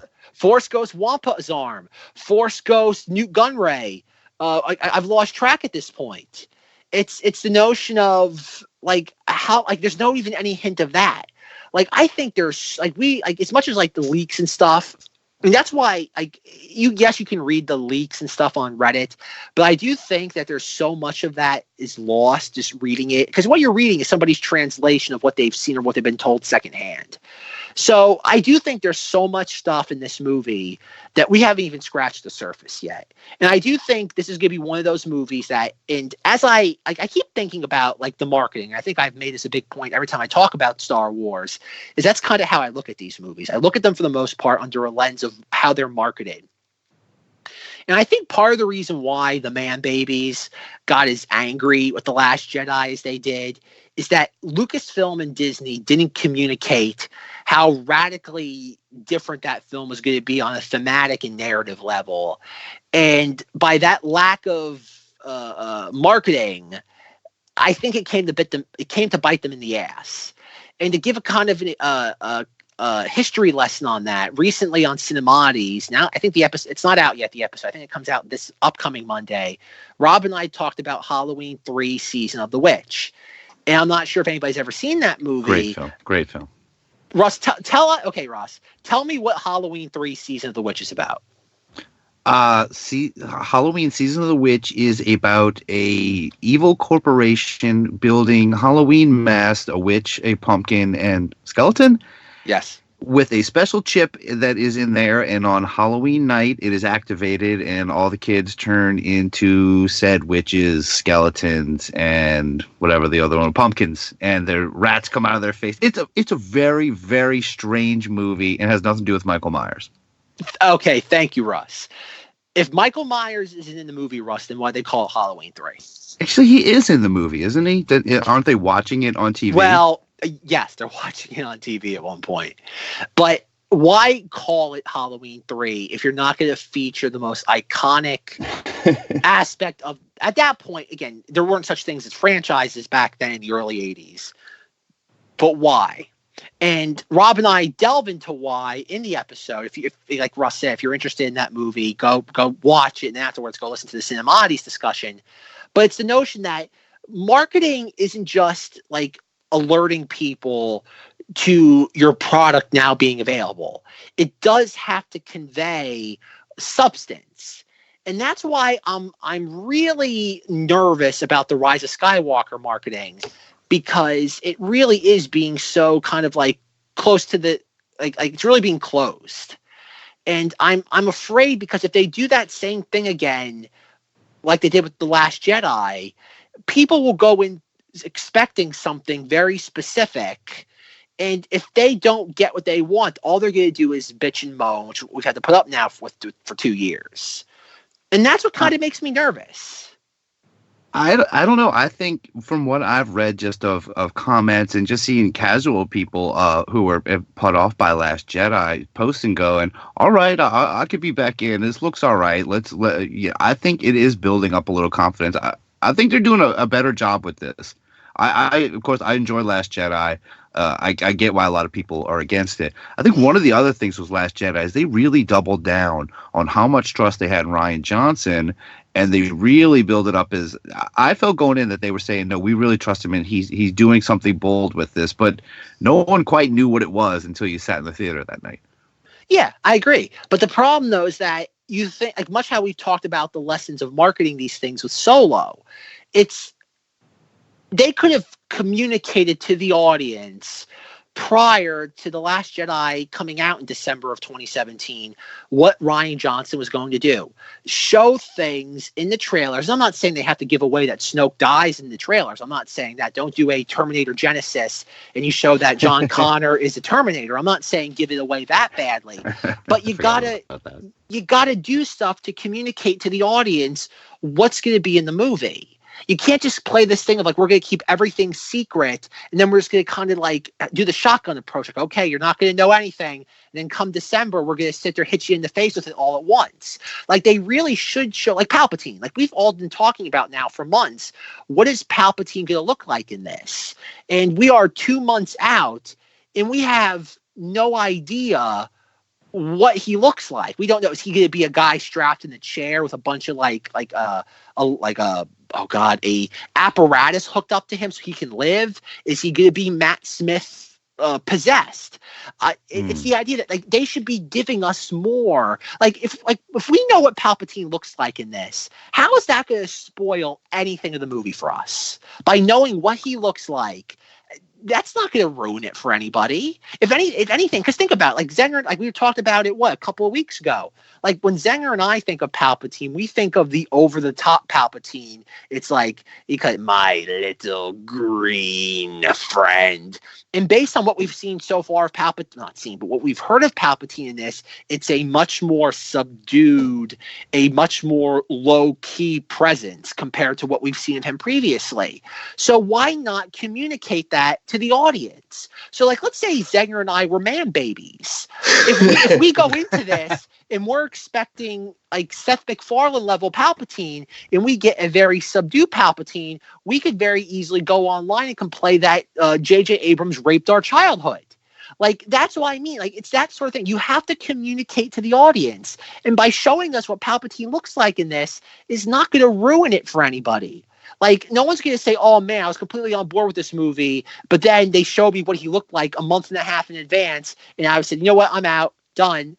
It's like, no. It's like, you gotta give us something. You gotta give us something so at least we get an idea of what you're going in, other than just like, oh, man, really cool money shots. Like, the money shots are great, but I need, you know what, I need some firmness. I need something to kind of grip.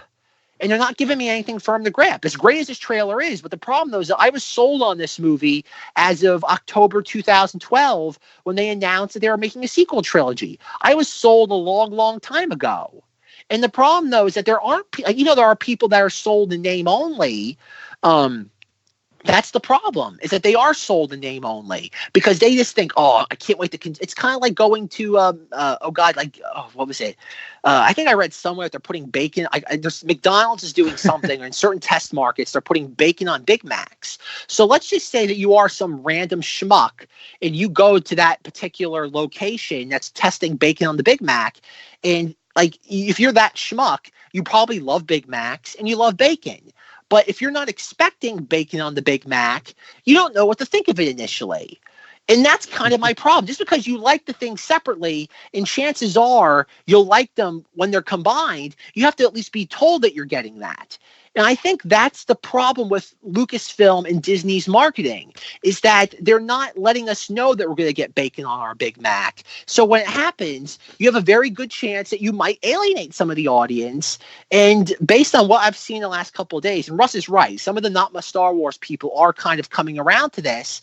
But just in the last 24 hours, I've seen 2 Midnight's Edge videos saying too little too late, the failure of the Rise of Skywalker. And another one that just released in the last couple hours, I got a YouTube notification, something like how Disney is effing over George Lucas with the Rise of Skywalker. And it's like, the movie's not even out yet, and you're already sitting there declaring it dead on arrival. And that's the problem, is that you're not fighting. I know I've said this a couple of times now, I'm going to shut up now, but they're not doing anything to fight the narrative. And this is the exact moment when you start to fight the narrative. This is like, that trailer should have been pushing back on a lot of this stuff, and it's not. It gives us out of context money shots that are only going to appease people like us, and not the people that are going to sit there, bitch and moan. End of soapbox. I will say I was surprised and almost reminded. Now think about when the first Force Awakens teaser come out, and you would just watch that. You know, if you go back and watch it and you see the view number, oh, it's like at 100 million. Oh, it's at this, or how many likes it has. I looked at the like a few of the official releases of the trailer, and they've got like 47,000 thumbs down on them, maybe 300 something, positive, which is great. It's still a way higher ratio of thumbs up, but they're still out there.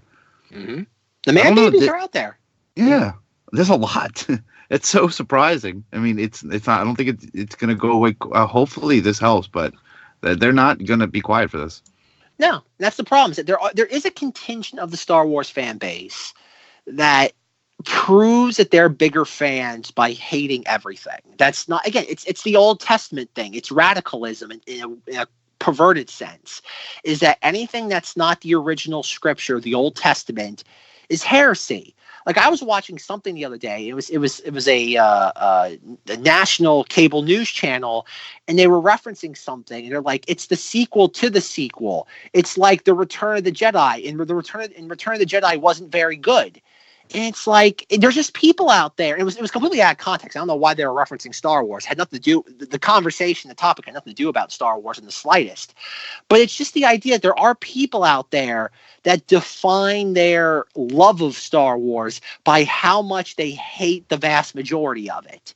And yes, but the problem though is that, like, you're not going to win those people over. But when you do have an opportunity like you do now to push back upon those people, they're not doing it. And that's why, again, I'd love to talk to somebody at Disney PR, Lucasfilm PR, and be like, why aren't you? Clearly they're aware of it, but they feel that they're not, that they don't have to do anything about it. And I get it, because The Rise of Skywalker is going to make $200 million opening weekend in the U.S. It's very easily going to get to $1.5 billion worldwide. It's anyone's guess if it can get to $2 billion worldwide. But the issue is not the box office. You also have the PR battle. Like, The Last Jedi won the box office battle, but it lost the PR battle. I think the PR battle for this one is just, they had to put it all on JJ. And who wrote it with him? It wasn't Arndt. Who wrote this one with him? Yeah, Terrio. It's kind of on them. They have to. They just make it good. If you make this good, so many people are gonna go see it. And if the vocal haters go, all right. Even if they say it was pretty good, I think that's enough to get people back in after Last Jedi. I don't know though, because the people who hate Star Wars now are making money off of the characters. Yeah, true.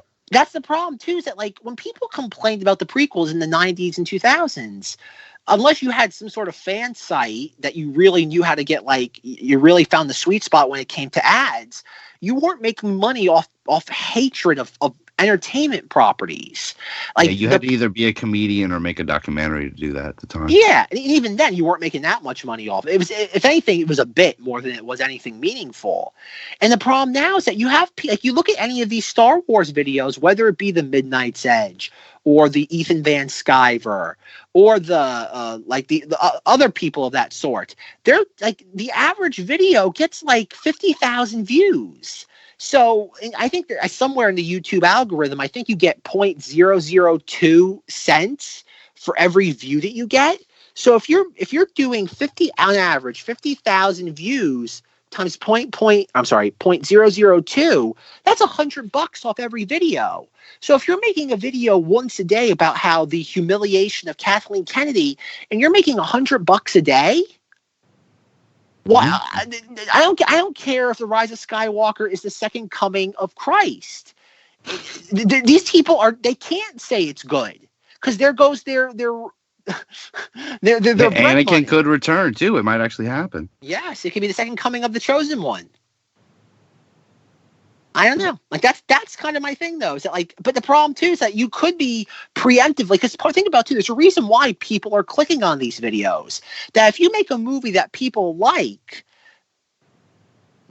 those videos won't have an audience. And that's the thing, that why isn't Lucasfilm trying to, I don't want to say educate people, but why aren't they providing content to make those videos look a lot less interesting?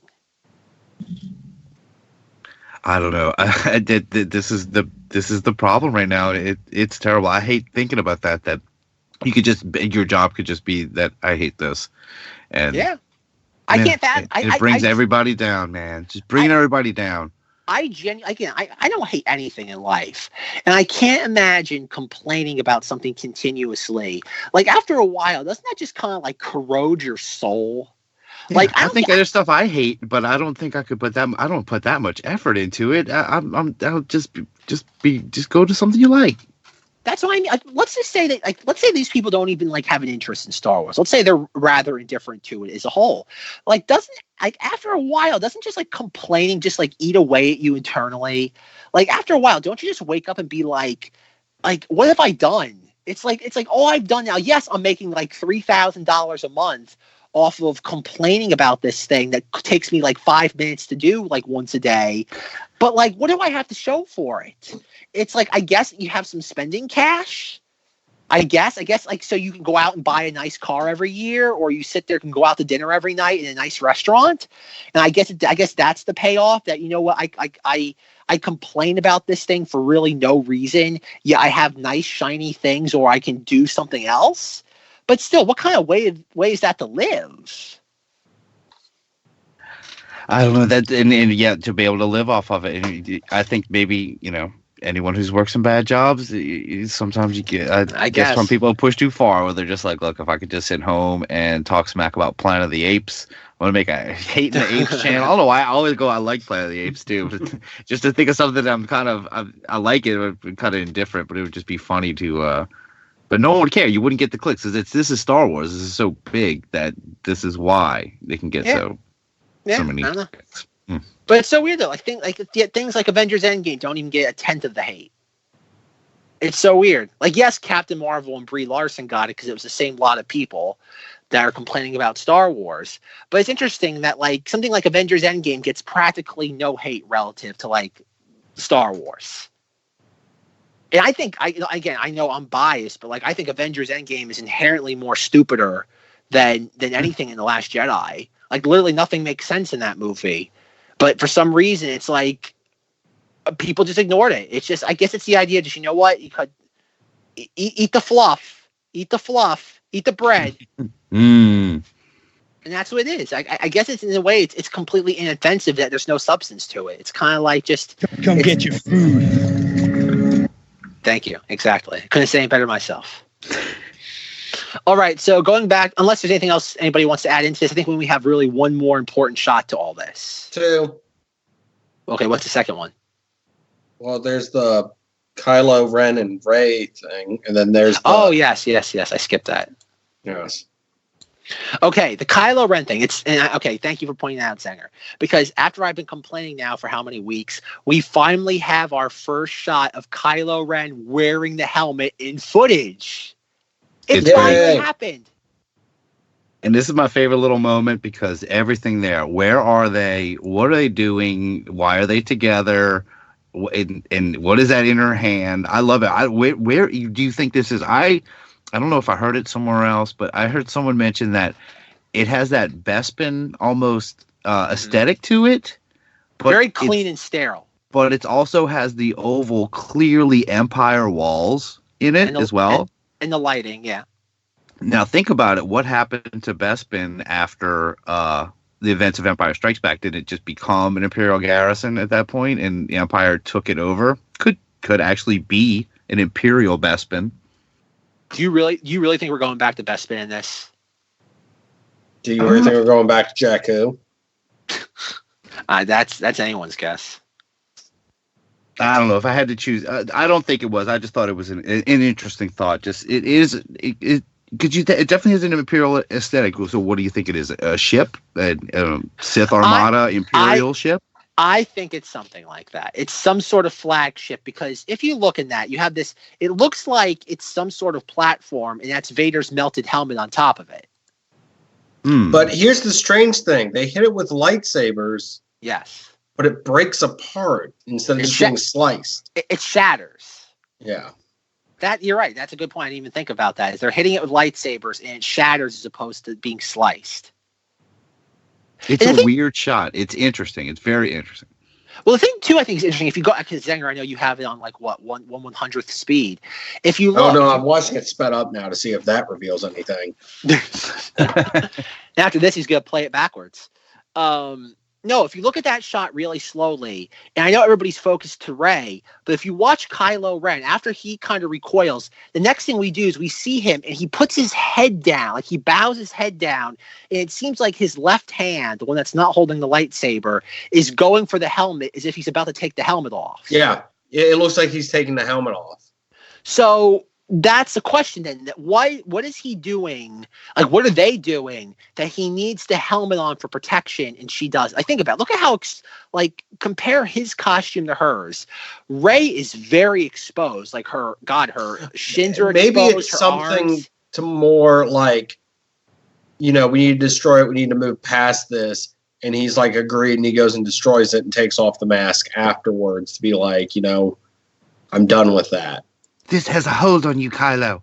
We can destroy it together. I don't know. Well, okay, there's got to be, I think I've said it now a few times. It was John Justice who gave me the idea, is that there's something up with that helmet. Is that, think about it, why would he need, we know the helmet gets reforged. That was in the teaser trailer. We see the little guy with the monkey hands, right? Like with the soldering iron and the red crazy glue.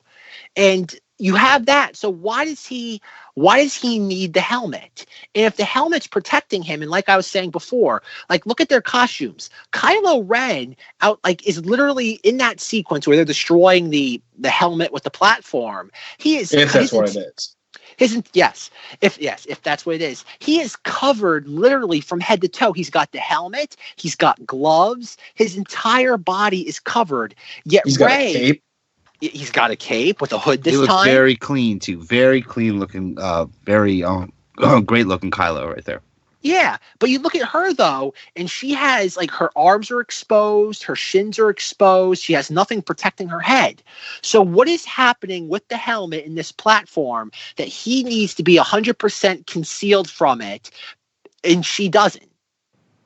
Maybe this is I'll show you I'll show you what I see kind of moment with the. If this is, I hadn't even thought about. I guess I kind of assumed, but the way it explodes, it makes it like, is this a statue? Is this? I'm not sure. I'm thinking it's some. I know people have been joking about this, so it's not my idea. But I'm thinking that Vader's helmet is probably some form of Star Wars Horcrux.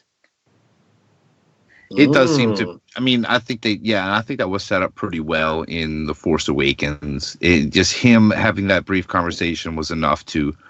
And I'm sure there's some other lore in some of the books about his communing with what he thinks is Anakin.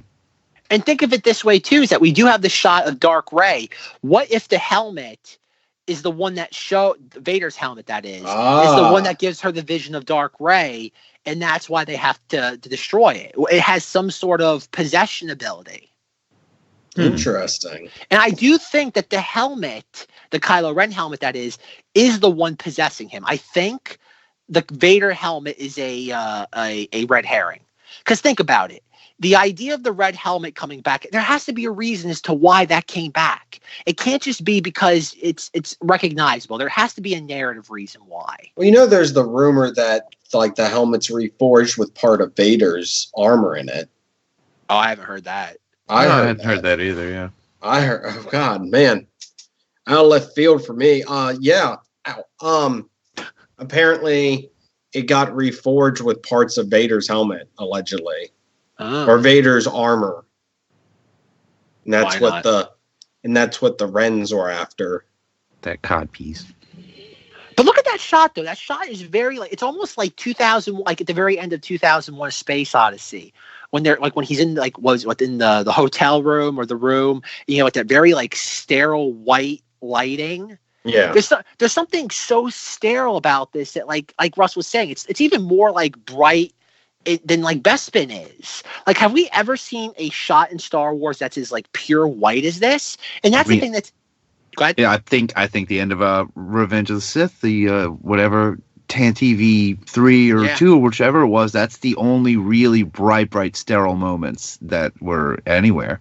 But like you were saying, Russ, you do have all sorts of Imperial set dressing here, whether it be the pill lighting, and that's what's so weird is that this could maybe be somewhere, I don't know, maybe in the Sith, I don't know, Sith Armada flagship, because it almost seems like you think of Imperial locations and how they look, everything is that white light with the black gunmetal color.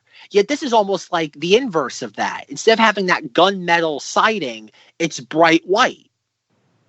Yeah, it's a weird justification, and I was trying to figure out what was going on behind him too. I mean, you mean juxtaposition? Juxtaposition, you know what I mean? Okay, sorry, it was bothering me. No, I'm sorry. As soon as it came out, I'm like, I'm just gonna keep going. But whatever is behind them, it's there's kind of a round structure. I was trying to make any sense of the background at all, other than knowing it's Imperial looking. If you look on the bottom right hand of the screen, there's a bunch of other debris there.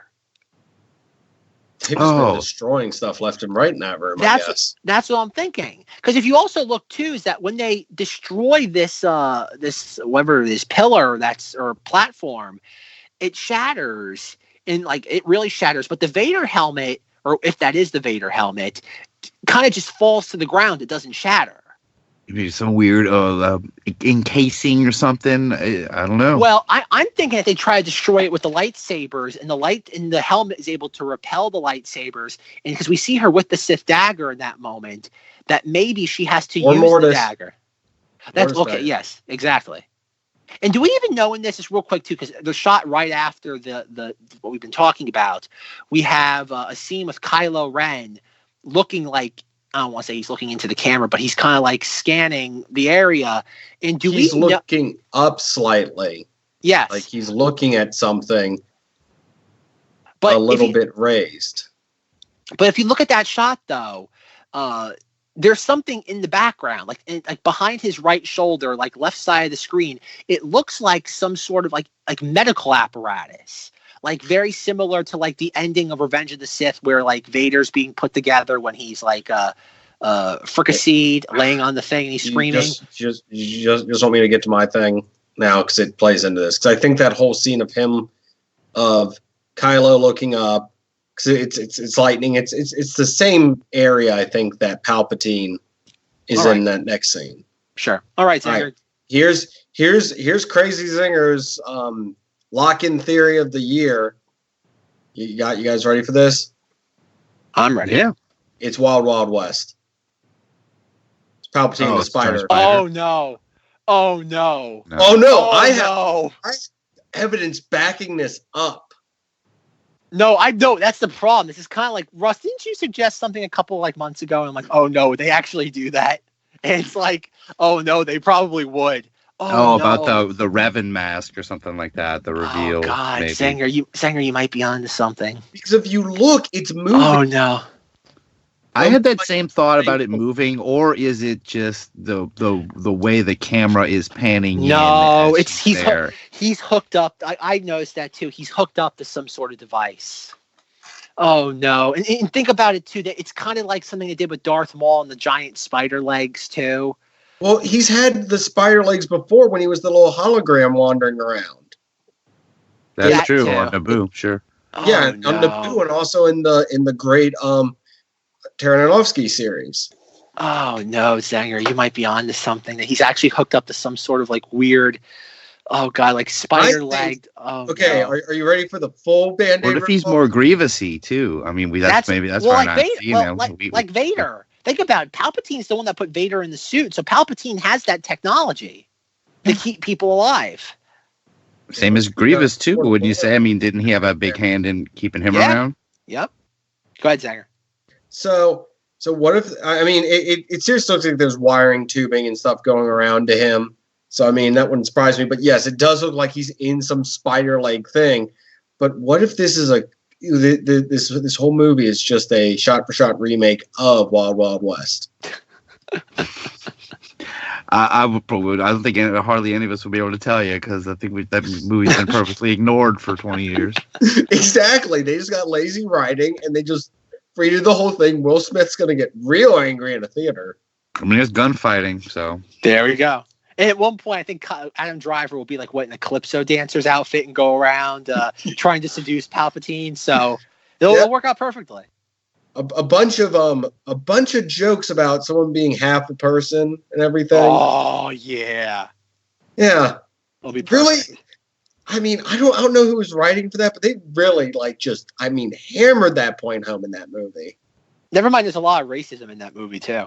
Which they could have gone for that, but no, they just went for short jokes and him being in a wheelchair. It was a long time ago, much like Star Wars. Oh wait. Oh. Okay, one other question about Kylo Ren, real quick. Does he still? We haven't gotten a good shot of him. Legs? Maybe. Give it time. That's for episode 10. Does Kylo Ren still have the scar? There's been a lot of debate online about that, I've noticed. I can't get a good shot. Like, I'm looking in the trailer because it's one shot at the end of him. It's really faded. Well, it seems like it's healed for the most part. You would think their technology, if they can fix Luke up that quick. I mean, we saw him a day or so after in Last Jedi, or a week, or whatever it was. Too soon to really see the healing properties they can do, I think. I mean, think about Finn. Shouldn't he be in some kind of like robotic back brace? I was almost expecting something like that. Like, Finn should have some kind of reinforcement or cybernetics going on for him after what happened at the end of Force Awakens. And nobody cared. It's just, let's put him in this bantha tank for a little bit and watch him float and tap the glass. Do you guys remember back, like, when the Force, like, in the production for, like, The Last Jedi, that Rian Johnson moved the scar of Kylo Ren's, like, wound? Like, oh, God, he moved it. Remember that was a controversy? And then I heard that JJ moved it back to where it was in The Force Awakens for this movie. They need to stop. They've moved the scar 3 times now, or twice. It's a midichlorian healing dance. That's how the scars heal. They have to move around, shake it off a little. They have to put a little bit of like midichlorian stem cells, right, Russ? Man, watch out, Pablo Hidalgo. I can canonize any of this crap. All right, so the very last shot. This is kind of interesting, is that we have Rey standing there. And we have, which we're guessing, we don't know because it's all shot like in silhouette and from an angle with his back toward the camera. But we can only assume is Monster Mash. And like Zenger said, he's hooked up to some sort of apparatus. I mean, apparatus with spider legs. Well, we don't know that for to be determined spider legs. It could be being carried. Or could be a ton of mini Star Destroyers floating. with him on Palpies. It's a bunch of like mini Star Destroyers that create like a Voltron like robots. Yes. Perfect. And there's little clouds around them so that you know they're in atmosphere. How great if they brought him back to Monkey Eyes. Oh, that'd be great. They couldn't replace my eyes. Did you see the pictures in the Facebook group, Russ, that Chris posted of like how they did that? Yes, I've known how they did. I've known about the Monkey Eyes and just the actress and the voiceover all being different elements, but I had never seen those pictures, and those were great. Especially the pictures of the chimp. He's wearing those little overalls. He looks so creepy. Like he's people. Imagine like going through all that work to like create that sequence. That's like what, 30 seconds in the actual film, and then like 20 years later, Lucas comes in. It's like, okay, I'm just gonna green screen in Ian McDiarmid when he's like not shooting scenes for Revenge of the Sith. Can you imagine if you're one of the people that like do all that work for that one like 30-second sequence in Empire, only for Lucas like 20 years later to be like, nah, I'm just gonna sit there Photoshop somebody in instead. So what you're saying is Lucas walks in, throws out a thing of Chinese food in the trash as he walks into a room and goes, okay, I got an idea. So this whole thing doesn't look like he does later. So we're just going to take so I got him in costume. I'm not shooting anything with him today, but I made sure to make him do all the makeup. I'm going to have him hang out. A little extra bloated for this for some reason. I'm going to have him hang out with me today. It's going to be pretty cool. All right, so as long as Zenger amuses himself, that's all that matters. I'm just imagining Lucas forcing the actors to hang out with him, and they slowly realize that they're not shooting anything that day, and it's like, oh man, he got me again. Yeah, he tricked him off the set by asking him to get lunch, and he brought him to the Empire Strikes Back reshoot set, which was just a broom closet because he didn't need really much, just needed him. All right, hold this flashlight under your chin. What if he tricked him? What if he's like, yeah, these are lines of Revenge of the Sith? He's like, what? Why am I talking about Luke Skywalker? He's like, yeah. Don't worry, I'll handle the script. Just go. We'll fix it all. We'll fix it all in editing. I mean, you can edit anything into a movie these days. You could even turn a gun into a walkie-talkie. How funny would be if for years and years, like Topher Grace and people have been taking the prequels and Lucas's movies and making their own edits. What if Lucas does like a great BA move and does his own cut of these movies? How strange, how weird would that be? Or his own special editions and he just releases them online under like Super Shadow or something. That'd be great. That'd be fun. That'd be so much fun. I'm gonna release them under the code name Jim Lucas. Jorge, never know it's me. All right, last final thing about this trailer is in the shot where we have, like we said earlier, Palpatine's like back to the camera. What's interesting too is that it looks like if you slow down the footage once again, Rey is actually backing up during that sequence. Yeah, because he's rising up with spider legs. I mean, if you were sitting there and someone started rising up with spider legs, what would you do? I'd back up. Zack, call your Jedi ghost friends. I don't know. Yeah, interesting. There's a lot of lightning going on in that scene too. Yeah, she's gonna get it. She already got it from Snoke in the last one. Do you think she's gonna have the Luke and she's gonna get hit with the full power? With this fully operational monster mash.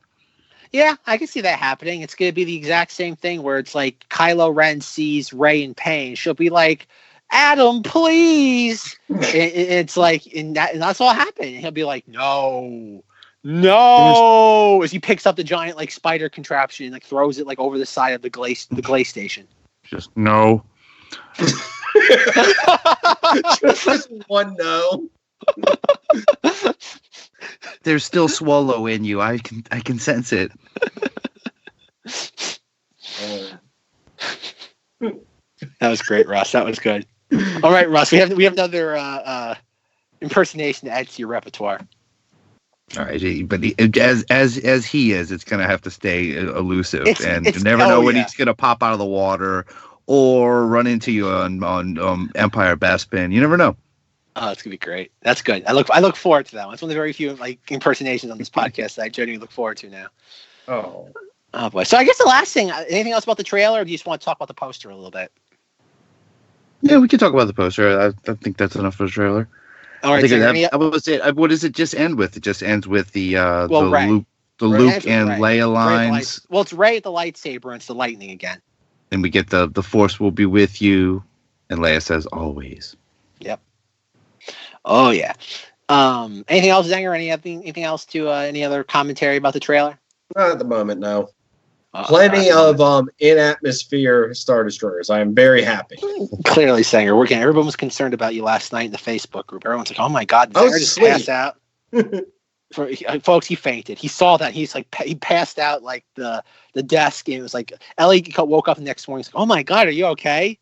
He's like, "Star Destroyers." He passed out again. Just banged his. Yeah, I picture when it dropped. It's like that Shaq meme when he like wakes up like with the laser eyes. That's popped out of bed and you've seen it. I like to imagine Ellie has to call up work and be like, "I'm sorry, Justin's got to miss work again," and she's like, yeah, another Star Destroyer. He saw again. Another SPIA. We understand. Oh boy! All right, poster. Russ, you like the poster, right? Sure, I like the poster. I mean, I felt like the Last Jedi was a little bit different, but I mean, it's just got the classic look, like almost like the Force Awakens one. It reminds me of the Empire poster of all of them. I think it's really cool. Zenger? You got Zori Bliss with her blasters out and everything, and I'm glad that they didn't. I'm glad that a whole controversy about putting the Blob Man over Kelly Marie Tran was never true. That she is on the poster. That Claude is not. And neither is Snap Wexel either. Where's Snap Wexel? Where's Claude in all this? I want to see Claude. Hashtag where's Claude? Exactly. We're going to start that right now, folks. If you know what? Where's Claude? He deserves some love. Giant booger monsters deserve love too. Beauty comes in all shapes and sizes. And Kelly Marie Tran's love interest should be on the poster with her. So why are Kylo and Rey on there twice? Because they hired some third-rate Photoshop student to do this. Is this the same thing as Spider-Man Homecoming, to where we have characters? Okay, we're getting dangerously close. Yeah, I have to disagree with Russ. I think this poster is borderline horrible. There's nothing it's so just bland. I think Zenger hit the nail on the head with Spider-Man Homecoming. It's just and I get it. A lot of Hollywood posters have to be floating heads. We're never going to get Drew Strews and stuff again. That's just not in vogue anymore. I can see that. The greatest poster has already been made and can never be outdone. The poster for Evil Dead 2, the one where it's just the skull with the eye in it. Sure, whatever you like, Zenger. Yeah, I thought this was really. I didn't really like the Last Jedi poster from when it first debuted 2 years ago, but it is grown on me since. I certainly hope it does here, but this poster's kind of all over the place. Like I said, I want people to right now to go pull up the Last Jedi poster and the Rise of Skywalker poster, and Rey is literally in the exact same position for both. I think she's maybe flipped vertically. But other than that, she's in the identical same pose. The Kylo helmet, in the corner, is weird. The Falcon, the top portion of the Falcon, what's that? Reusing the previous poster imagery of them on the part of the Death Star beam. Again, think about that. When has it ever happened before in a previous Star Wars poster where we've reused the previous imagery from a previous poster in the next one? That's so lazy. Put something else there. Put the Sith Troopers. Put the Knights of Ren. Why did you feel compelled to use the exact same image you already used, just in a smaller portion of the poster? Yeah, I do not like this poster. Where's Poe looking? Because he's looking, and if you notice, his sight line is not lining up with where the gun's firing. It's kind of distracted. This is bothering me a lot right now. He's looking at Adam Driver in the Calypso thing that he has to wear to distract Emperor Palpatine. Of course. Get that image out of your head, folks. Adam Driver in the Calypso outfit. No, that's what it is, right? Calypso. That's what it is, right? You could. Yeah, but even bringing up Calypso, you're getting dangerously close. Never mind. Go on. Easily at the bottom had Sith Troopers. Yes, or Knights of Ren. Instead of just returning to, let's show the same people over again somewhere else on the image. Thank you, Zenger. Professional podcast host and art expert Justin Zenger. I will say this. At least Lando's looking where he's firing. There you go. Hey, at least Lando made the poster, so I'm happy about that. Lando made the poster. And Carrie Fisher got top billing in the credits. Oh, according to the Carrie poster. Fisher got top billing? Oh, yes. Man. Oh, I thought it said Kurt Russell for a second. I was like, what? Whoa. Oh, man. They're bringing back Han Solo, but they're doing it under Kurt Russell this time, I think they originally had planned. You know who is not in here? I do not see Luke anywhere. In the credits? Yeah. I think he's second. He's usually... Oh, God dang. Yeah, he is. Yeah, Mark Hamill's usually like the first or second person credited. Dang. Okay, my bad. I was looking further down. I thought he would be a little bit more humble. No, that's not... You underestimate my call sheet. No, but actually, like, people don't realize this, though, but like when it comes to like billing on a poster, or like on the marquee, that's actually something to negotiate in contracts. Like that is something. That's not just like they don't do that. Billing isn't done by like order or like prominence in the film. It's actually based on like negotiation. So like with The Force Awakens, like what? I don't think anybody will argue Harrison that. What Ford. I think they did it. I think the 3 legacy characters they negotiated to have top billing in each one. You had Harrison Ford, Force Awakens, Mark Hamill got top billing Last Jedi, and Carrie got the third film. Well, I know Mark Hamill got second billing on the Force Awakens poster. Well, then you got the other ones to where it's like with Ian McDermott and Billy D. Williams. Like, is that part of the contract to where like you got this little iPad thing going with? Yeah, it's a modifier. Yeah. You're not just it's not Gilligan's Island and the rest. You get to actually be mentioned.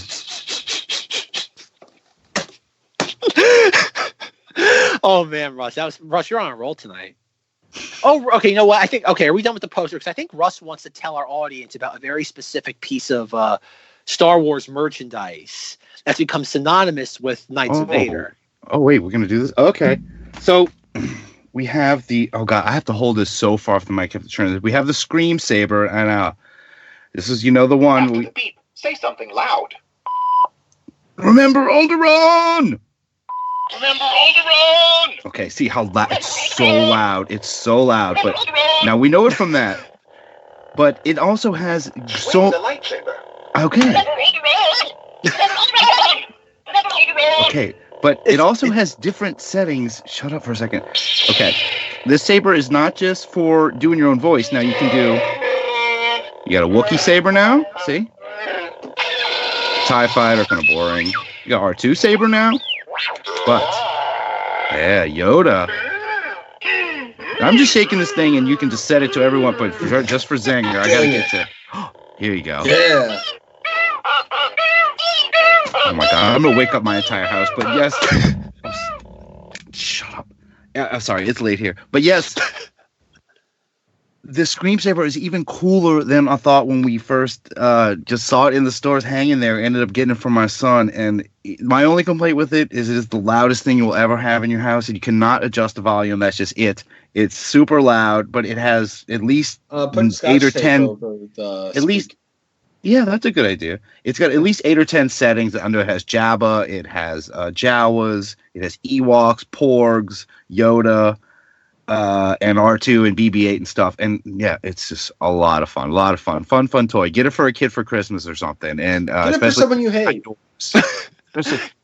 Give me someone who hates kids, and trust me. Just know they'll hate it. Folks, I am very disappointed with our audience because I gave them a challenge during the Triple Force Friday episode. I said, if you get the Scream Saber and if you record yourself doing one of our numerous chants, whether it be Remember Alderaan, All These Wookiees Are Dead, Head to the East, Remember the Hosnian System, any nonsense that Zenger says on a regular basis, we would do something nice for you. And I've even posted some things on Instagram, on Facebook of me. Every time I go into like a Target, Walmart, or Best Buy, they have them at Best Buy, by the way. I do it every single time, and I post it online. And I'm disappointed that not a single listener of ours has tried to do it themselves. You know what? I'm going to defend our listeners and say they all got arrested attempting to do it. And but are Your now Honor, banned from the Star Wars section. But Your Honor, the podcast blatantly said. Is this another Mr. podcast Weber, I would like to cross-examine. I would like to bring my next witness forward. Zach Weber, did you incite this incident at the at Walmart 729? I can neither confirm nor deny my any things I've said on the Knights of Vader podcast. I plead the fifth. Is this another Justin Zenger made podcast or participated in podcast? Yes. Dang it. Honsick, Russ, when we're at the hearing or at the court, at the trial, would it be Judge Zenger presiding? Oh, God, yes. Guilty as hell. Oh, that's it. Bake them away, toys. We haven't had Judge Zenger in a while. We haven't needed him. Soon, though. I feel it's coming. Oh, it's coming? It's coming. Ah, dear. All right. Anything else about the Rise of Skywalker or the trailer or poster, or are we ready to wrap this up? No, I'm not really for me. I'm just real excited. Can't wait. All right. So concludes this episode of the Knights of Vader, a Star Wars podcast. Check out our Facebook group. Type in Knights of Vader in the Facebook, and you will find us there waiting for you. Find us on Instagram at KOV Podcast. Shoot us an email, kovpodcast@gmail.com. If you like what you hear, please rate, review, and subscribe to us on iTunes or whatever podcasting platform you're currently listening to us on. Thank you to An Insperiority Complex for providing our theme song. Check out the show notes to hear more from them.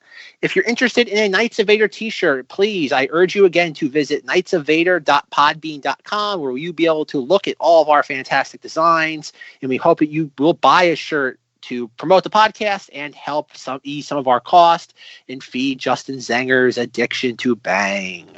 For questions, comments, concerns, or snide remarks, contact me, Zack, on Twitter at Cinemoddities. And you can also hear me on the Cinemoddities podcast, where Rob and I talk about The Shining and Room 237 for nearly 4 hours. Oh, Lord. I'll have to listen to that one.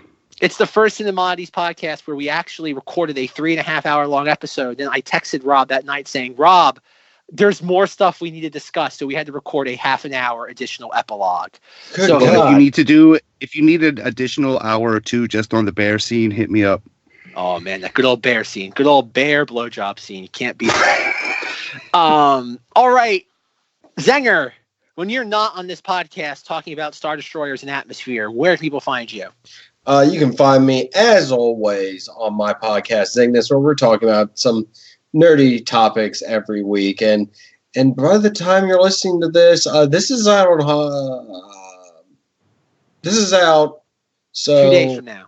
Yes. So it will be. If you're into cryptids, that's a good episode. And if you're into cryptids, the next episode's pretty good for both of those. I do some of my Halloween interviews and see what creeps out some podcasters.